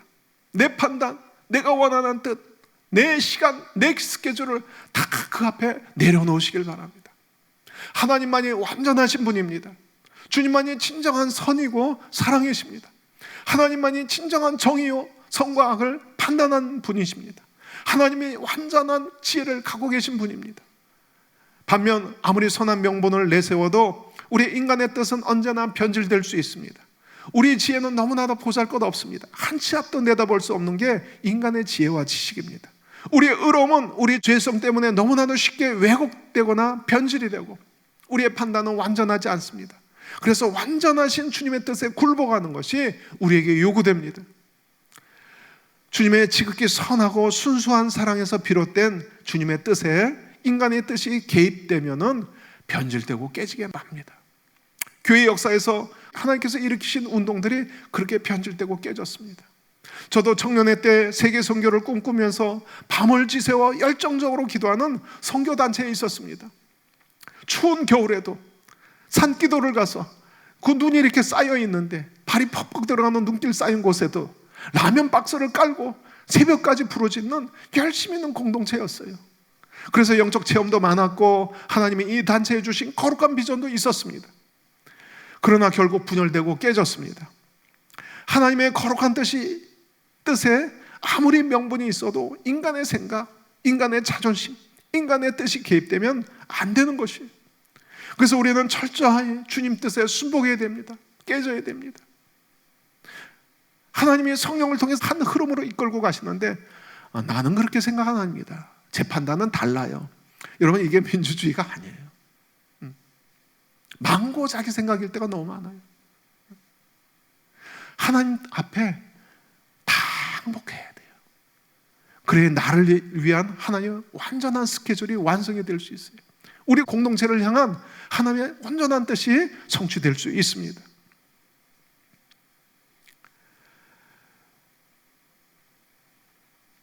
하나님은 우리를 향한 완전한 계획을 갖고 계십니다. 우리를 향한 아름답고 위대한 밑그림을 갖고 계십니다. 우리를 향한 주님의 뜻은 아름답고 너무나도 영광스러운 것들입니다. 그래서 우리를 쳐서 복종시켜서 주님의 뜻을 이행할 때 그 위대한 그림이 완성될 수 있습니다. 우리는 아직 완성된 그림을 다 알지 못하고 이해하지 못하고 있습니다. 그러나 우리가 그때그때 주님의 뜻에 항복하고 순복하면서 따를 때, 그래서 퍼즐 조각이 하나하나 맞춰질 때 전체 그림이 드러나고 완성되는 것처럼 그때그때 성령의 인도하심에 순종할 때 우리는 진정한 성공에 이룰 수 있게 됩니다. 나를 향한, 또 우리 공동체를 향한 하나님의 큰 그림이 완성되는 것이 진정한 성공인 줄 믿으시길 바랍니다. 내가 생각하는 거기에 성공한 게 아니에요. 자, 이러한 성공은 주님의 뜻에 복종하는 것을 통해 성취됩니다. 그런데 우리는 이렇게 질문할 수 있습니다. 무슨 말인지 다 알겠습니다. 아버지의 뜻을 이루는 것이 진정한 성공이라는 것이 알겠습니다. 그런 그 아버지의 뜻이 구체적으로 무엇입니까? 크게 두 가지로 요약할 수 있습니다. 먼저 나를 향하신 뜻이 있고, 그리고 나를 통해서 이루시길 원하시는 뜻이 있습니다. 나를 향한 뜻은 이미 나눈 것처럼 나의 구원입니다. 그리스도의 형상을 내 안에 이루는 것입니다. 그럼 나를 통해 이루길 원하신 뜻이 무엇입니까? 여러 가지로 표현할 수 있습니다. 그런데 그 핵심은 하나님 나라를 위해서 사는 거예요. 더 구체적으로 다른 이들이 하나님 나라 백성 되게 만드는 겁니다. 이 땅에서 하나님 나라의 영역이 확장되게 하는 거예요. 그래서 다른 이들도 성공에 이르게 하는 것입니다. 앞에서 진정한 성공이 궁극적인 구원에 이르는 것이라는 것을 나누었습니다. 따라서 다른 이를 성공시킨다는 것은 다른 이들도 이 구원을 얻게 하는 것이에요. 이런 측면에서 보면 그리스도인의 진정한 성공은 자기 야망을 위해서 사는 것이 아니라 다른 이들을 성공시키기 위해 사는 것이라 할 수 있습니다. 이런 측면에서 진짜 성경에서 진정한 성공한 인물이 누군가? 바로 그중 한 사람이 사도 바울입니다. 바울은 다른 사람들의 구원을 위해 자신을 바친 삶을 고백하고 있습니다. 이것을 위해 자신은 핍박당하는 자가 되었고 자지 못하고 먹지 못하는 삶을 선택했다고 고백합니다. 세상에서 유명해지기보다 오히려 이름 없는 무명한 자요, 세상 사람은 부병 장수를 추구하지만 자기는 죽은 자와 같이 살고, 세상은 아무 걱정 없는 행복을 추구하지만 자신은 영혼들을 위해 근심하는 자가 되었고, 세상은 부귀를 추구하지만 자기는 다른 이들을 부유한 삶을 살게 하려고 가난하고 아무것도 없는 자와 같은 삶을 선택했다라고 고백합니다.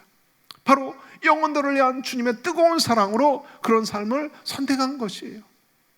서론에 읽었던 말씀이죠. 그 말씀을 지금 어떻게 다르게 보이는지 다시 한번 읽어보겠습니다. 고린도후서 6장 9절 10절. 처음에는 이 말씀을 읽을 때 이게 무슨 성공이야?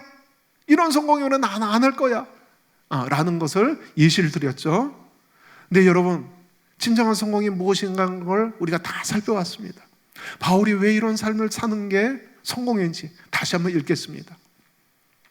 무용한 자는 같으나 유명한 자요, 죽은 자 같으나 보라 우리가 살아있고, 징계를 받는 자 같으나 죽임을 당하지 아니하고, 근심하는 자 같으나 항상 기뻐하고, 가난한 자 같으나 많은 사람을 부유하게 하고, 아무것도 없는 자 같으나 모든 것을 가진 자로다.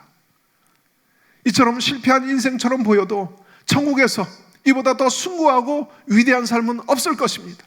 왜 이런 삶을 이 사람이 선택했습니까? 주님의 사랑을 위해서, 영혼들을 위해서 이런 삶을 살았다는 거예요. 많은 사람들을 부욕해 하고, 많은 사람들을 성공케 하려고, 하나님 나라에서 성공하는 사람들을 만들려고 그랬다는 거예요. 그렇기 때문에 자신은 난 모든 것을 가진 자로다 라고 말할 수 있는 거예요. 그런 자기 정체성을 가지고 나는 모든 것을 가진 자다. 근데 지금 현실은 헐벗고 있어요. 핍박당하고 있어요. 쫓겨다니고 있어요. 근데 뭐예요? 나는 모든 것을 가진 자다 하는 거예요. 여러분, 이제 눈에 보이시나요? 바로 이것이 바울의 모범 속에서 우리가 찾을 수 있는, 적용할 수 있는 진정한 성공일 것입니다. 말씀을 정리하겠습니다. 성공의 진정한 모델은 예수님이십니다. 예수님은 부르심을 성취하는 데 있어서 성공하셨습니다. 마귀는 광야 시험에서 예수님을 세상의 성공과 영광으로 초청했습니다. 천하 만국과 그 영광을 다 눈앞에 펼쳐 보여주면서 그것을 주겠다고 유혹했습니다. 천하 만국을 얻고 그 영화를 누리는 것은 이 땅의 성공 중에서 가장 놀라운 성공일 것입니다. 그러나 예수님은 십자가의 길을 가기 위해 이런 성공을 거부하셨습니다. 어느 날 기도하고 있는데요, 갑자기 예수님이 십자가에 달리신 장면이 보였습니다. 그리고 그 몸이 찢기시고 피투성이가 된 채로 십자가에 달리신 예수님이 어느 순간 제게 이렇게 물으셨습니다. 내가 왜 이런 수치와 고통을 짊어지고 십자가에 달렸는지 아느냐? 저는 침묵을 지키면서 답변을 기다렸습니다. 잠시 후에 큰 무게가 담긴 음성이 들렸습니다. 내가 아버지의 마음을 알기 때문이다. 아버지의 마음을 알기에 그 뜻을 받들어 십자가에 달린 것이다. 여러분, 아버지 마음이 무엇입니까? 아버지 마음에는 죽어가는 영혼들을 향한 고통이 있습니다. 아버지 마음에는 우리가 헤아리기 힘든 아픔이 있습니다. 아버지 마음에는 사람들을 구원하여 영광스러운 자녀들로 얻기를 원하는 갈망이 있습니다. 그래서 아버지 마음과 하나였던 예수님은 십자가의 길을 선택하셨습니다. 예수님이 십자가에 달린 이 장면에서 특이한 것은 저는 외부 관찰자가 아니었습니다. 예수님이 십자가에 달린 장면을 사람들처럼 밖에서 보고 있는 시점이 아니라 십자가에 달리신 예수님 안에 제가 있었습니다. 그래서 참 특이하다고 여겼습니다. 그러나 그 의미를 금방 알아차리게 되었습니다. 십자가에 달리신 예수님 안에 제가 있는 장면에서 다음 성경 구절이 떠올랐습니다. 갈라디아서 2장 20절. 내가 그리스도와 함께 십자가에 못 박혔나니 그런즉 이제는 내가 사는 것이 아니요 오직 내 안에 그리스도께서 사신 것이라. 주님은 저에게 주님처럼 아버지 마음을 아는 자가 되라고 요구하시는 거였습니다. 그래서 예수님처럼 아버지의 뜻을 받들기 위해 자신을 바치는 삶을 살라는 말씀이었습니다. 한마디로 예수님의 삶을 살라는 의미였습니다. 여러분, 예수님께서 오늘 여러분을 이 십자가의 자리로 부르십니다. 아버지의 뜻을 이루기 위해서 우리를 자기 죽음의 자리로 부르고 계십니다. 나를 위해서 사는 이기적인 성공과는 너무나도 다른, 세상의 성공과는 너무나도 이질적인 삶으로 우리를 이끄십니다. 십자가의 길로 우리를 이끄십니다.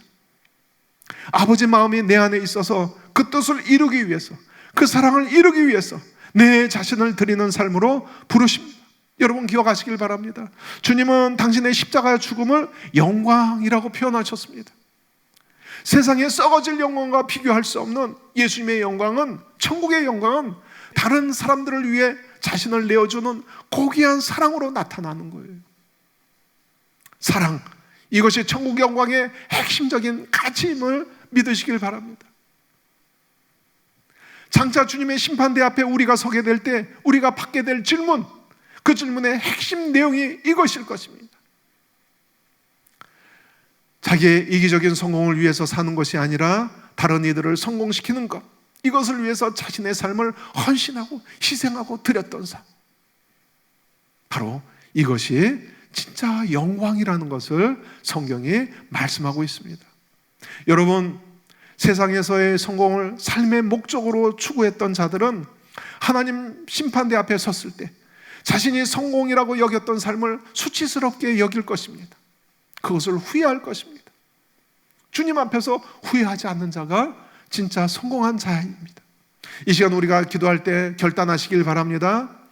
세상에서 성공한 사람을 부러워하면서 나의 현실에 낙담하는 자가 되지 않겠습니다. 그런 것들은 부질없는 거예요. 금방 지나가는 것들입니다. 내 삶이 쏜살같이 지나갈 때 그 쏜살같이 지나가는 세월 속에 묻혀버릴 것들이에요. 그런데 낙심하지 마세요. 이제 영원한 성공을 추구하는 자 되시길 바랍니다.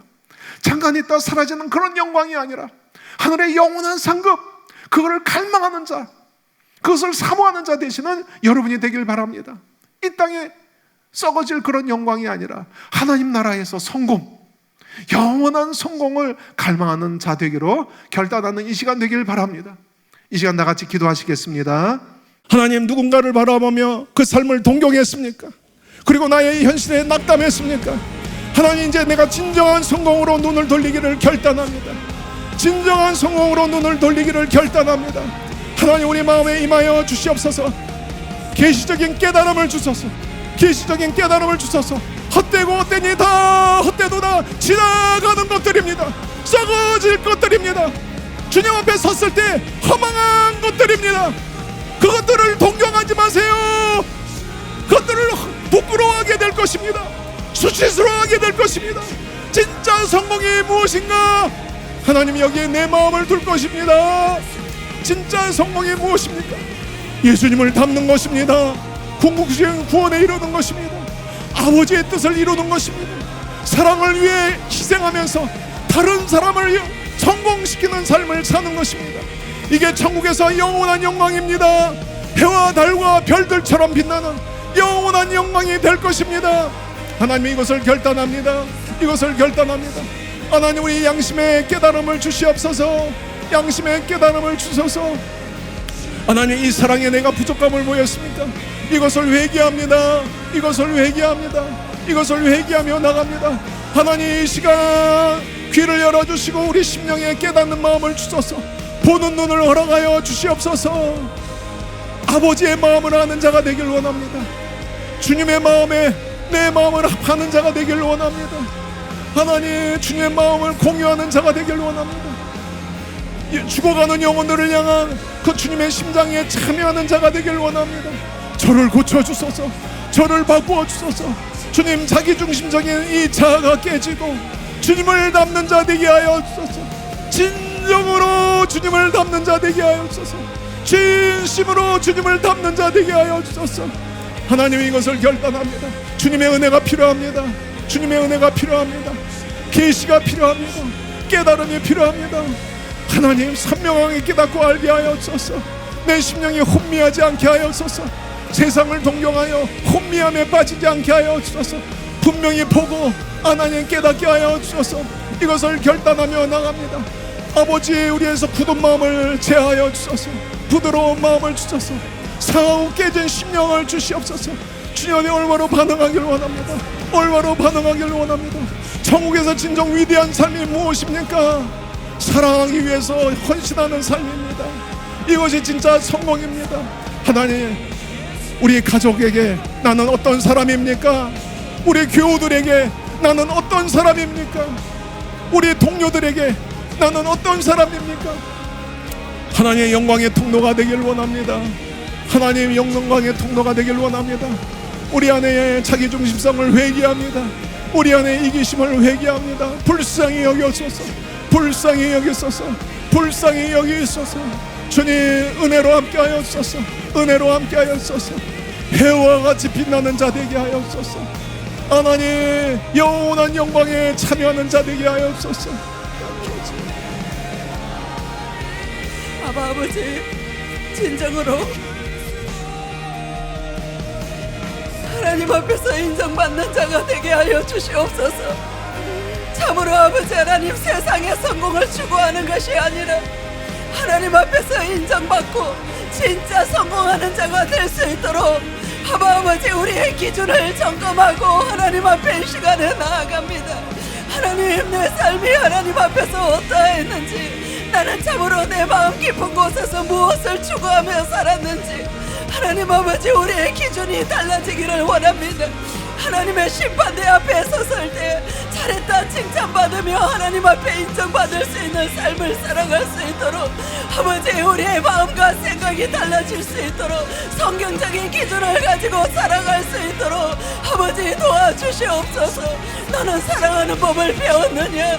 주님이 심판대 앞에서 우리가 물을 때 하나님, 우리가 사랑하다가 왔다고 주님 앞에 영광스럽게 하늘나라에 입성할 수 있는 우리가 되게 하여 주시옵소서. 아버지, 이 시간에 우리가 회개하며 주님 앞에 나아가기를 원합니다. 나는 진짜 예수님처럼 살고 있습니까? 나는 참으로 바울처럼 성공을 향하여 나아가고 있습니까? 무엇이 성공인지 나는 진짜 아는 사람이었습니까? 아버지 하나님, 예수님 따르는 자가 되게 하여 주옵소서. 바울처럼 영적인 진정으로 아버지 하나님 성공을 위해서 달려갈 수 있는 참된 구원을 향하여 달려갈 뿐만 아니라 영원한 구원을 얻기 위하여 내가 희생하고 사랑하고 섬기며 헌신하는 그러한 삶을 살아갈 수 있는 우리가 되게 하여 주시옵소서. 참된 제자의 길을 걸어가는 자가 되게 하여 주시옵소서. 아버지의 뜻이 무엇인지 알고 하나님의 뜻을 아는 자가 되게 하여 주시옵소서. 하나님의 선하시고 기뻐하시고 그 온전한 뜻을 알고 깨달아 내 뜻을 내려놓고 내 시간표 내 계획 다 내려놓고 하나님 나라를 얻기 위하여 나를 온전히 내려놓을 수 있는 자가 되게 하여 주시옵소서. 그래서 우리 자신들의 삶이 진정한 성공을 향하여 나아가는 그 성공을 이루는 자들이 될 수 있도록 아버지, 우리가 이 시간에 주님 앞에서 하나님 앞에 회개하며 우리 자신을 돌아보며 그렇게 결단하며 나아가기를 원합니다. 아버지, 내 사랑은 주님 앞에서 진짜였습니까? 아버지, 나의 헌신은 진짜였습니까? 내 속에 무엇이 있는지를 알고 하나님 이 시간에 빛을 비추어 주시옵소서. 우리 안에 빛을 비추어 주심으로 말미암아 진짜 성공하는 자가 될 수 있도록 하나님, 우리 모두가 변화되게 하여 주시옵소서. 주님의 형상을 담는 자가 되게 하여 주시옵소서. 신의 성품에 참여하는 자, 하나님의 영광을 아는 자, 그 아름다움을 담고 그 뜻을 향하여 우리 자신을 온전히 내려놓고 나아가는 자, 그 십자가의 길 걸어가는 자들 다 될 수 있도록 하나님, 우리 모두를 새로운 단계로 나아갈 수 있도록 은혜 위에 은혜를 베풀어 주시옵소서. 아버지, 우리에게 있도록 크신 은혜를 베푸시는 아버지 하나님, 오늘의 이 말씀을 이 심령 가운데 새기고 하나님, 우리가 진정한 길을 발견하게 하여 주시옵소서. 아버지, 주님의 그 심판대를 하나님, 우리가 반드시 그날을 바라보며 하나님, 우리가 그렇게 주님 앞에 인정받고 하나님 앞에 발견되는 그 삶을 살아갈 수 있도록 아버지, 우리가 매일매일 그렇게 성공적인 삶을 살아가게 하여 주시옵소서. 아버지, 우리가 매일매일 하나님 앞에서 살게 하여 주시옵소서. 매일 성공적으로 주님 앞에 사랑하며 살아갈 수 있는 은혜를 부어주시옵소서. 아버지, 주님 앞에 날마다 해와 같이 빛나는 삶을 살아갈 수 있는 은혜 하나님, 우리에게 부어주시기를 원합니다. 아버지, 우리가 천사의 말을 한다 할지라도 우리 안에 사랑이 없으면 아무 소용이 없음을 주님 우리가 마음 깊이 깨닫게 하시고 모든 이기심을 다 내려놓게 하여 주시옵소서. 진정으로 사랑하는 법을 배우고 하나님 앞에 잘하였다 칭찬받는 종들이 되게 하여 주시옵소서.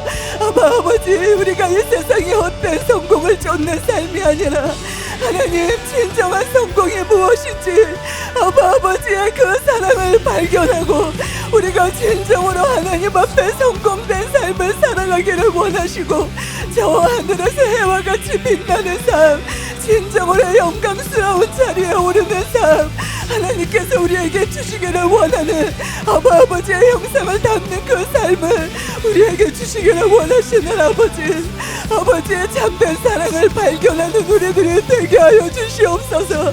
아버지, 그 길로만 하나님 이 땅에서 참된 십자가의 길로만 걸어가는 우리들이 될 수 있도록 은혜 부어주시는 아버지, 우리가 이 은혜를 헛되이 받지 않도록 우리가 구원에 이를 뿐만이 아니라 수많은 영혼들을 반드시 그 구원의 길로 인도하는 삶 살아가도록 결단하는 은혜를 부어주시옵소서.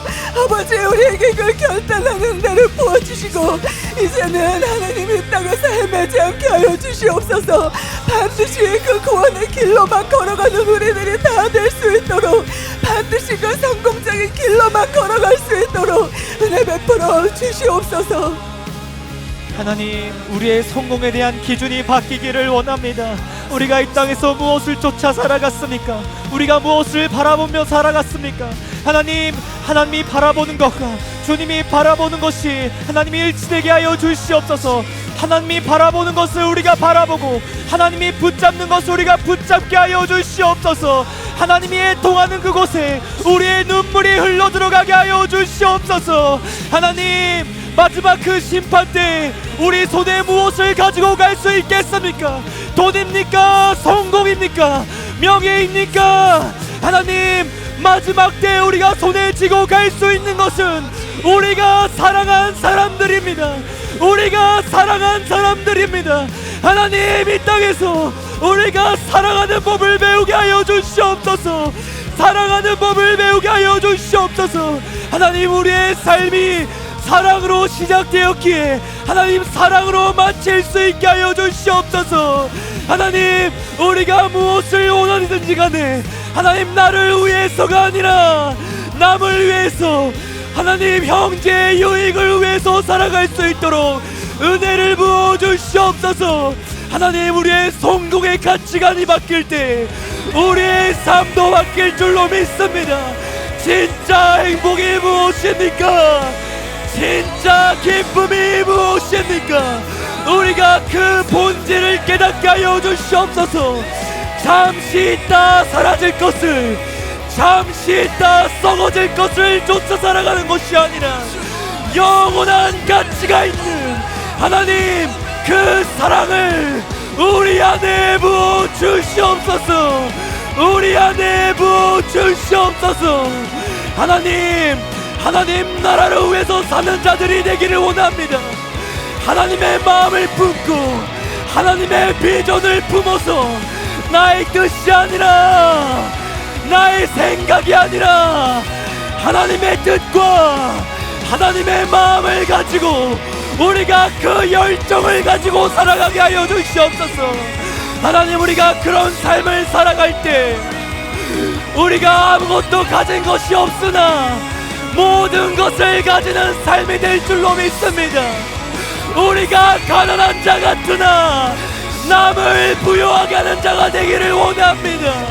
하나님, 내가 하나님의 뜻을 위해서라면은 하나님의 마음을 위해서라면은 우리가 이 땅에서 무시받고 멸시받는 그 일이 우리에게 기쁨이 되게 하여 주시옵소서. 최고의 자랑이 되게 하여 주시옵소서.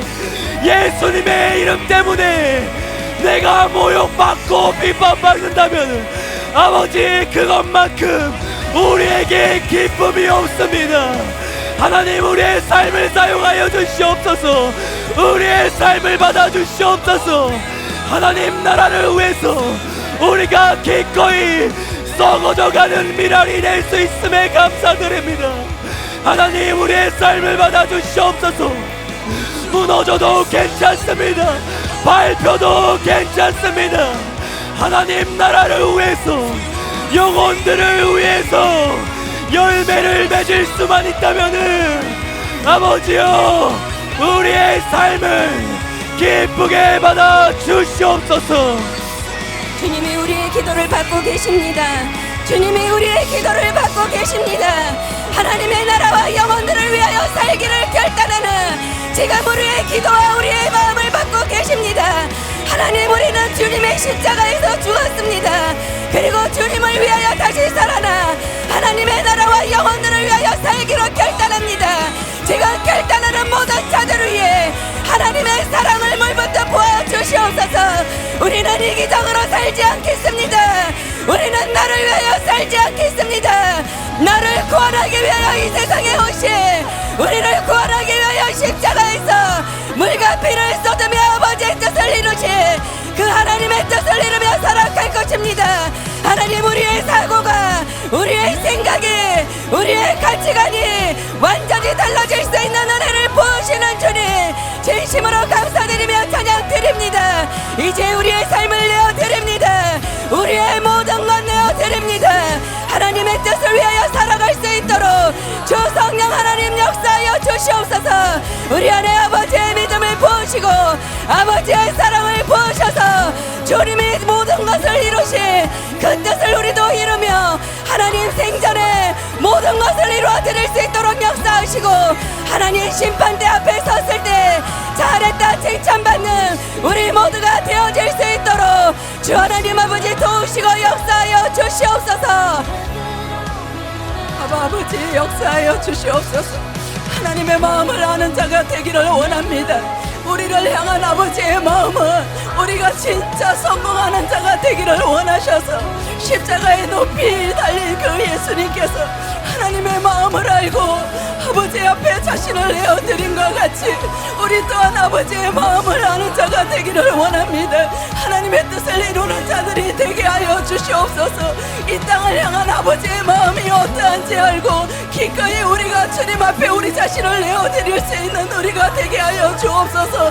내 뜻을 위하여 사는 자가 아니라 하나님의 뜻을 이루기 위하여 하나님의 나라를 위하여 사는 자들이 될 수 있도록 오늘 이 시간 우리 자신을 온전히 주님 앞에 내어드리기를 원합니다. 사랑하는 자 되게 하시고 희생하고 헌신하여 영혼들을 아버지의 품에 안겨드릴 수 있는 그러한 때까지 우리의 삶이 있기를 원합니다. 하나님, 우리가 달려갈 길 썩어질 것을 얻는 것이 아니라 썩지 않을 멸류관을 향하여서 다름질할 수 있는 우리 모두가 되게 하여 주셔서 진정으로 승리하는 자, 성공하는 자가 될 수 있도록 우리 모두에게 크신 은혜를 베풀어 주시옵소서.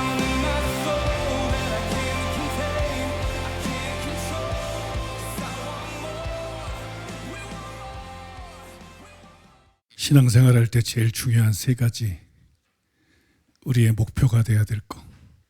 여러분 말씀에 큰 은혜가 되셨을 줄로 믿습니다. 교회 소식을 말씀드리겠습니다. 새가족분들 환영합니다. 우리 교회 처음 오시거나 온라인 등록후에 참석하신 분들을 예수님의 이름으로 환영합니다. 예배 후에 방송 안내를 따라서 오른쪽 스크린 앞으로 나오시면 환영과 함께 교회 생활에 대해서 친절하게 안내해 드리겠습니다. 출석성도 65만 명이 돌파했습니다. 요새 이게 빨라지고 있는 것 같아요. 거의 한 주, 늦어도 2주 만에 10,000명씩 늘어나는데 이게 하나님의 놀라운 역사입니다. 그죠? 우리 보고도 안 믿어지죠? 보고도 안 믿어지는 일이 막 계속해서 일어나고 있어요.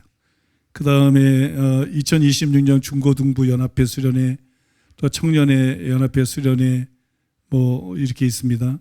중고등부 연합회 수련회가 금액이 다른 이유는 우리 성도님들은 6만 원, 그 다음에 타교인은 9만 원. 왜 이렇게 치사하게 하느냐? 이게 치사한 게 아니고 우리 교회 성도도 9만 원이에요.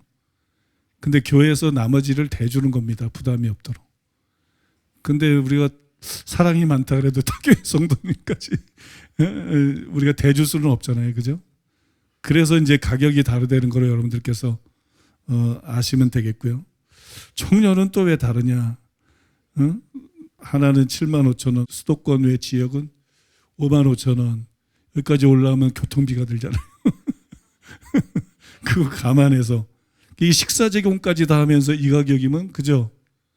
응? 식사 제공까지 해서 이 가격이면 우리는 이제 성기국으로 그러지만 남기는 데 관심이 없기 때문에 예, 참 착한 가격입니다.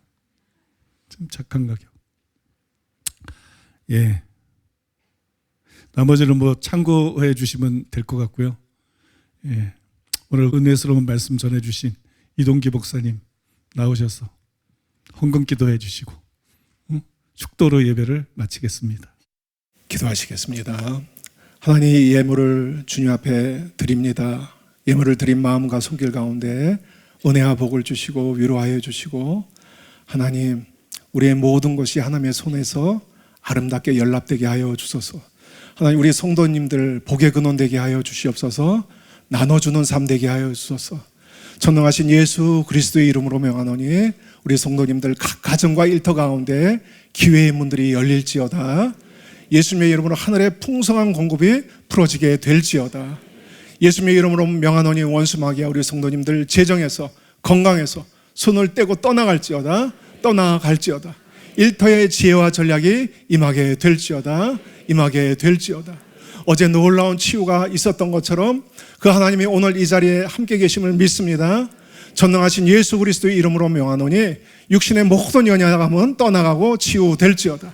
주님의 피로 사신바 되었으니 모든 불법은 예수님의 이름으로 결박당하고 떠나갈지어다. 예수님의 이름으로 체질은 머리끝부터 발끝까지 건강한 체질로 바뀔지어다. 예수님의 이름으로 명하노니 몸의 모든 장기들의 조직과 세포와 기능은 정상이 될지어다. 정상이 될지어다. 하나님의 생명의 능력으로 충만히 운행하여 주시옵소서. 하나님, 그 능력이 우리 연약한 부분에 이 시간 운행하고 계심을 믿습니다. 예수님의 이름으로 온전케 될지어다. 온전케 될지어다. 정신과 마음에 억압을 주는 모든 더러운 것들 예수님의 이름으로 떠나갈지어다. 예수님의 이름으로 자유하게 될지어다. 모든 염려와 두려움과 근심을 거부합니다. 믿음으로 평안을 취합니다. 두려움의 영 예수님의 이름으로 떠나갈지어다. 하나님, 이번 주도 사랑으로 역사하는 믿음에서 믿음 안에서 주님과 동행하는 축복된 여정 될 수 있도록 함께하여 주시옵소서. 함께하여 주시옵소서. 주님을 찬양하며 예수님의 이름으로 기도합니다. 아멘. 이제는 우리 주 예수 그리스도의 크신 은혜와 하나님 아버지의 창세전부터 영혼을 향한 사랑과 성령님의 감화감동 교통 인도하심과 끝까지 이기도록 도우시는 축복이 이제 이 땅의 성공이 아니라 주님의 주시는 성공을 추구하는 성도들에게 그 가정 가운데 이 나라 이민족 남정 땅과 북녘 땅 가운데 이스라엘과 아프리카와 열방 가운데 영원히 함께 계실지어다. 아멘.